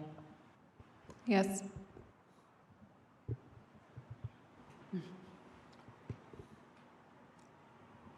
I would like to see what cost cuts they could make, but yes. I would also like to see the cost cuts just as well. This was a lot more than we ever had anticipated. And I do recall, Katie, that you had mentioned that this shouldn't become a big, large project, and it has. And so this was a lot more than we initially had agreed to. And I concur with that. And then besides bringing back some cost figures for personnel, were there any questions regarding the additional staffing requests across departments, knowing that we can't fund them? Well, we're going to have to find a way to fund the 2 firefighters and at least 2 or 3 police officers. We can't stay stagnant in those areas. I believe this is where the staff study is going to come into play, correct? That way we have like maybe a 5-year plan. That way we're not just, okay. That should help. The staff study. When is We're that going to gonna do be- another study? That's what I had asked a little while ago. When was the last Compensation one and that was staff done, study. though? I'm sorry? When was the last staff study done? Because when I did my I don't immersion with know that- CPD, they already knew at that point in time that we weren't where we needed to be. So what is this gonna tell us that we don't already know? I mean, I'm not trying to be like facetious, right? I'm just saying, like, this was only a few months ago, and we already knew we were down by like at least 9 people. So this is just gonna Right. And let we us know have we're had still that- down by We that. have Mrs. had that for public safety, but that has not been performed for any other department in the city. Yeah, Mrs. Taplin also just has a one-page handout on that. I will say the last staffing study the police department did was in 2015. University of North Texas did. I want to hire people. I don't think that's. I want to put people in fire trucks and in police vehicles. We did a salary study So. a few years ago. And we're talking two different things. So there's initially a comp and class study that's looking at our pay grades and then looking at individual positions and determining, How much does this study cost? Elizabeth? Miss Taplin will explain the difference between one. the You keep compensation study, the market studies that we've done, and then a staffing analysis. The last question I have was regarding the 5-year CIP. I know that it sounded like there was a consensus from council to bring back a CIP presentation. Otherwise, do you support the CIP the way it is shown? So I get what the facilities and staffing analysis is. The 5-year strategic staffing and facilities growth plan is staffing and facilities trigger points tied to growth. Okay, I get why you're doing this. I'm still going to say to you, you want us to spend $250,000 more than we, well, the previous council had wanted to spend on a whole big building. And we're going to spend $250,000 more over budget to get the building for the staffing. We were over budget in the annex. We had to come back and do a bunch of facility jabbery walkie thingies to this building because of mold. Do you remember that? And then they had to spend a whole bunch more money because they had to go back and do the thing at the place with the cash. Mr. Reed's like, what is the thing at the place? Yeah. The air conditioner that they repaired, and then the air conditioner that they replaced after they had repaired it. And so Are you talking about for the police department? Is that the one? No, for here, for the mold. I would Right, recommend, right. I would recommend reaching out to the school district and looking at what they do in-house for their staffing and facilities and seeing if we can piece something together. We're $250,000+ over budget with one building. And then we're asking for more positions and stuff. I do believe studies are important. I do think they help us guide our decisions moving forward, but this is very expensive. I don't think that the study, look. Your study's not 250. You have to make it make sense. Yes, And in ma'am. business, in the way that you manage your facilities and the way that you manage your people when you're the size that we are with the number of buildings that you are, you do have to have a facilities plan, right? The number of desks, the number of, I get it. But you can create a quasi, I mean, I think this is not the year to ask council for this. From earlier, Can you go to the already next approved slide? it? Go to the next slide. Yes, we already gave. They're not talking about this one, they're talking about the other one. feedback. I had asked, it was part of the tools program, it was in there on that whole list, that's why I asked about it. Like, no, it's in that slide. Yeah. On Miranda, there was the slide that had the Back to 40, these The on it. 700,000. For the, out of the one-time expenses. Out of the right? $708,000. The $720,000. This 708. is part of that, correct? Yes, and it is $90,000. For 90,000. both, for both. For both. Not- Yes. One is 40,000 and one is 50,000. 40,000 is the comp and class study. The 50,000 was the facilities and staffing analysis. So when we do these studies, can we have a plan for after the study is done to maintain the study? We shouldn't have to start over from scratch every single time. And the study, when you get a consultant to do it, usually they provide you with a report and they tell you, here's how you keep it updated and here's what you should be doing. We cannot fiscally maintain this every 3-4 years. I've been on council for, I don't know, too long. And in the time I've been on council, we've had 2 or 3 class and comp studies. I've only been here since July 21. We've done one. We've done one, and Well, that we've was done market adjustments multiple times, so we've done some kind of study or review of in-house. the That was compensation. in-house. So Okay. we did one with Baker Tilly in the FY22 budget. That was my first budget when I was here, and we did that one. And in FY22 budget, Baker Tilly came in, did that study. Each year since, we have done the study in-house using the Baker Tilly study as the benchmark. So each year we updated it. So now we believe it's the right time, we're 5 budgets later, FY22, FY27, to have that independent consultant come in, reevaluate our comp and grades, and ensure that all the adjustments that we've made over time are still fair It and can wait. It can equitable. wait until next year. It can wait. And It can wait. You can ask for it again next year because there's Yeah. a gajillion trillion things that have to wait in the budget. And I think if I was, who's our facilities manager now? Okay. Miss Marguerite, do you think, sorry, that was a weird way to say your name.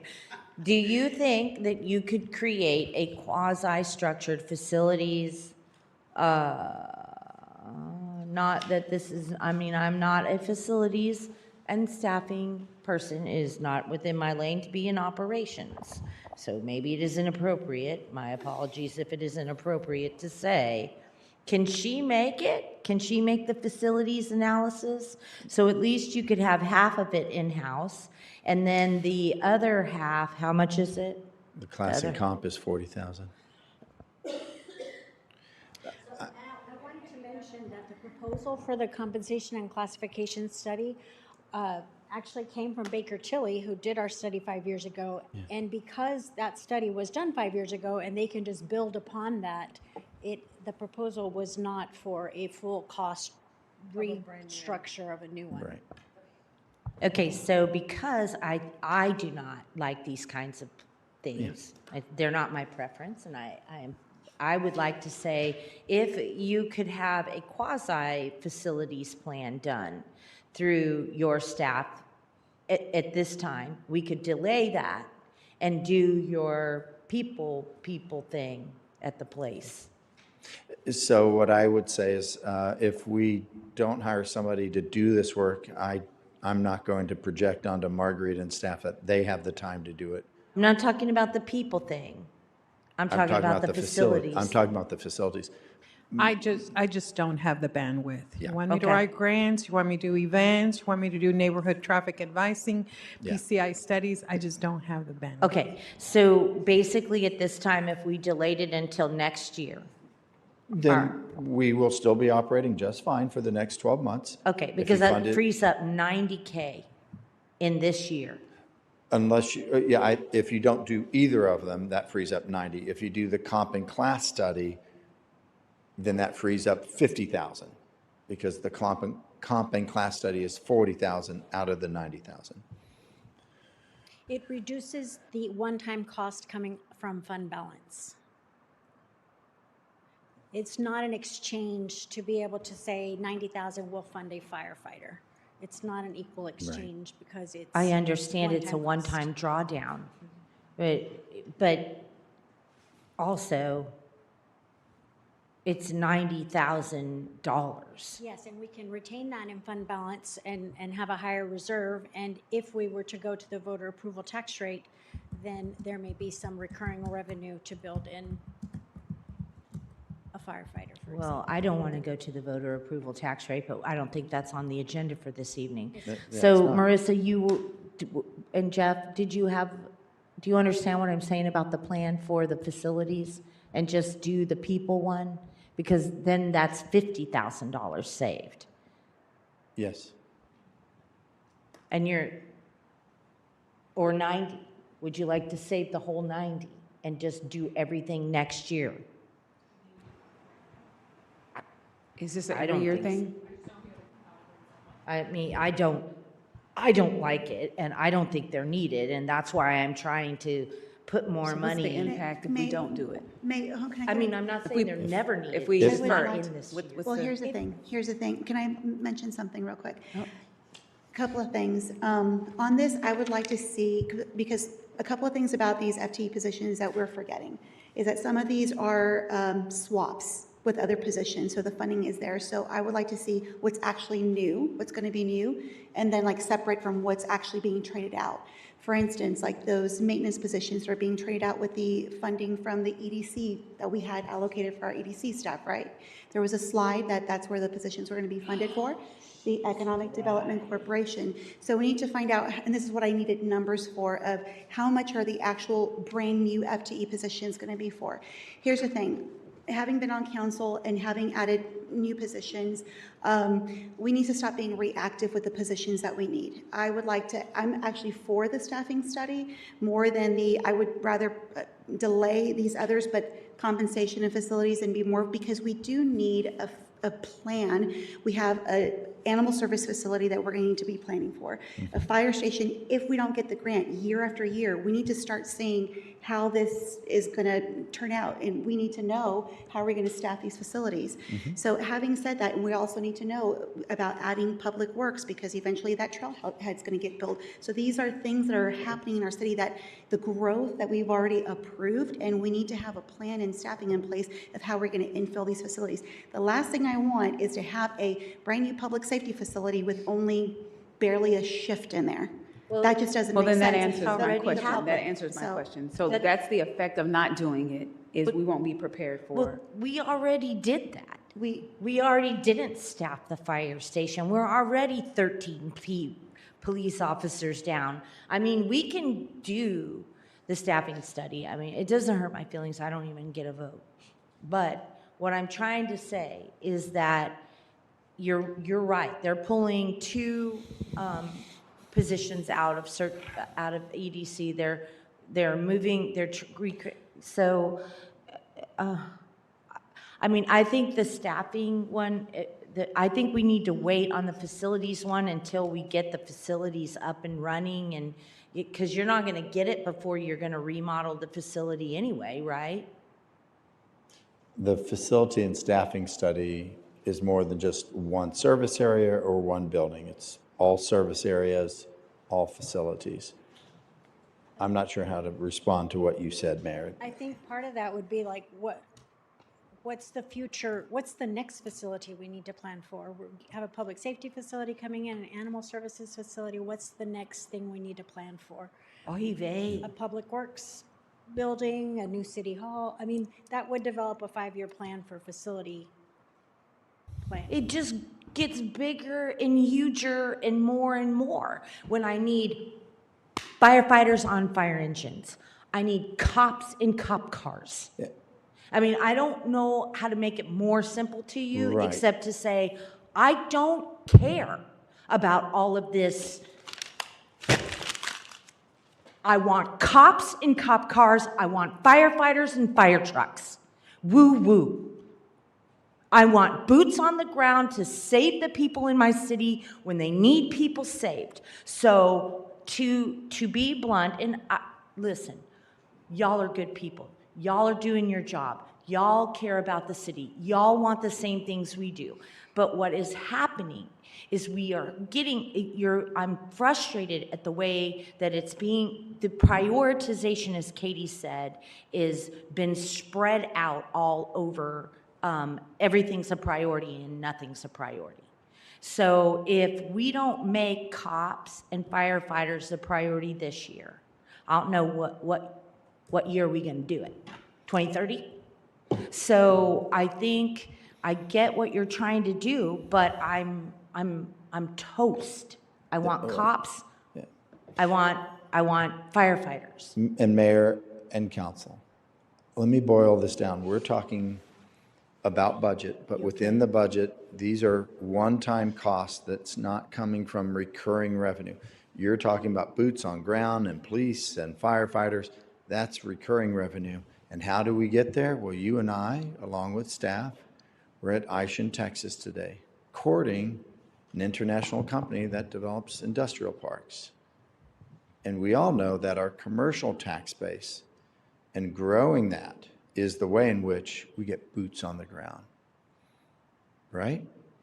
So we are, as a scrappy staff and a focused council, we are working really hard on expanding our economic development and having wins that produce, in the real world, construction of new commercial projects. That's how we're going to get the boots on the ground, and expanding our retail so that we get stronger sales tax collection. Our future isn't more residential neighborhoods. We have to have population. We're adding more neighborhoods. But that's how you get the boots on the ground, Mayor, and you know that.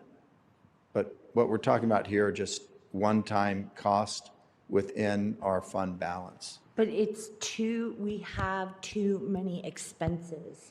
And I don't hear how we're going to fund these FTEs. And so if I can cut these expenses out, and I'm not saying that we can't do that next year when our economic development growth allows that. What I'm saying is we're gonna open up Fire Station 4. And I know that there's going to be 3 shifts of 4 dudes or gals, or I Yes, say ma'am. that gender neutral. 4 folks, okay, that are going to be in each of those shifts. That's 12 folks, Yes. right? We're a baby fire department. We're babies, right? In the big picture of things, we were 9 years we've been in existence. Our professional fire department. 2019. Yeah. 8 years, 8 or 9 years of a full-time fire department, and I don't know about y'all, but I'm pretty sure that it is going to take us all next year of hiring to get Fire Station 4 staffed, or we're gonna end up just like we are in Fire Station 3, still not fully staffed. And we haven't even gotten to the woo-woos yet. And so I want you guys to do what you think is best for the city, but I don't think spending $90,000 this year is the way to go. Next year, when we have more economic development, we could do that. But I mean, you guys passed it already. Do you want to go back and change it? Jeff? Mayor and council, if you want to separate these and do one in FY27, one study in FY28, I would prioritize your comp and class update in FY27. That's the 40,000. And we'll come back I like that. in the Okay. budget process for FY28 to do the staffing facility study. Councilwoman I Brown? like that. Yeah, I think that would be okay. I agree. Ms. Cunningham? Why would you prioritize class and comp versus the staffing? It's been Facilities. 5 years plus. In our fire department, we need to analyze the way in which we calculate base pay compared to how other fire departments calculate base pay. We need to make sure that we're on the same calculation as other fire departments. So that's why that study is important for FY27 more than a facility and staffing study. And again, this is if we only do one, I would pick that one. Councilwoman Patterson?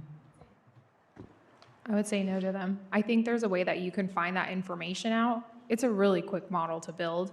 To do that, I did it when we were figuring out what we should pay for the city secretary. This is the same thing. We can grab all that information and bring that up. A lot of this information is public record. I don't think we need to spend the $90,000 for that. Councilman McLaughlin? I'm good. You're good to keep it or do without it? If we want to split it, I'm good with splitting it. If we don't want to do it and push it, I'm good with that. So basically, you're kind of neutral. I get it. All right, I don't like it. All right, can we move on now? I think it is no, yes to half, to the half. By what he was saying, because it's not just one. All right, The basic, consensus is to do one versus both in the same year, correct? The overall consensus? That's what I heard. yeah. I think Do it you needs- want review of these slides to tell you what each study? Nope, and I want to analysis move on. You don't have consensus, whatever you wanted, you don't have it, right? So you wanted both of them, you don't have consensus. Some people are like, no. Some people are like, I don't care. One person is like, why are you doing this? 2 people are like, do this salary, but not the other. So you don't have consensus. So my suggestion would be hammer something out for July 30th, and then we can move on. Does that help, Anna? We're going to take out the staffing and facility study, and we're going to ask for the classification compensation study. Okay, come with reasons, because that'll help. Would you like to hear from police and fire? We're not able to at this time. I think we need to, I think we're done. Everybody done? I think this is too much. You guys, Mr. Reed, I was just wanting to clarify. The last thing you said is that you were going to bring forward the classification and compensation study. You were going to prioritize that over the staffing study. Correct. So instead of 708,000 in one-time costs, we're going to have 658,000 in one-time costs, because in our proposed budget, we will drop the staffing and facility study. We will keep the comp and class study. okay. That's what I was think saying. it's not fair to some of my council persons to try to continue to soldier on, or to staff, honestly. So do you guys want to go on? Otherwise, you need to make a motion. I make a motion to adjourn. I second that. Do I have a second? You do. Okay, I need a roll call, aye or nay. Aye. Aye. Aye. Okay. Aye. Okay, I'm sorry we did not get through to your paperwork. I would like to see your slides, if you could send them to Mr. Reed. And They're in the packet. Katie made the motion, Marissa seconded. Sorry, we were talking, Katie and Summer. And then the overtime presentations are in the packet. Did you stop video?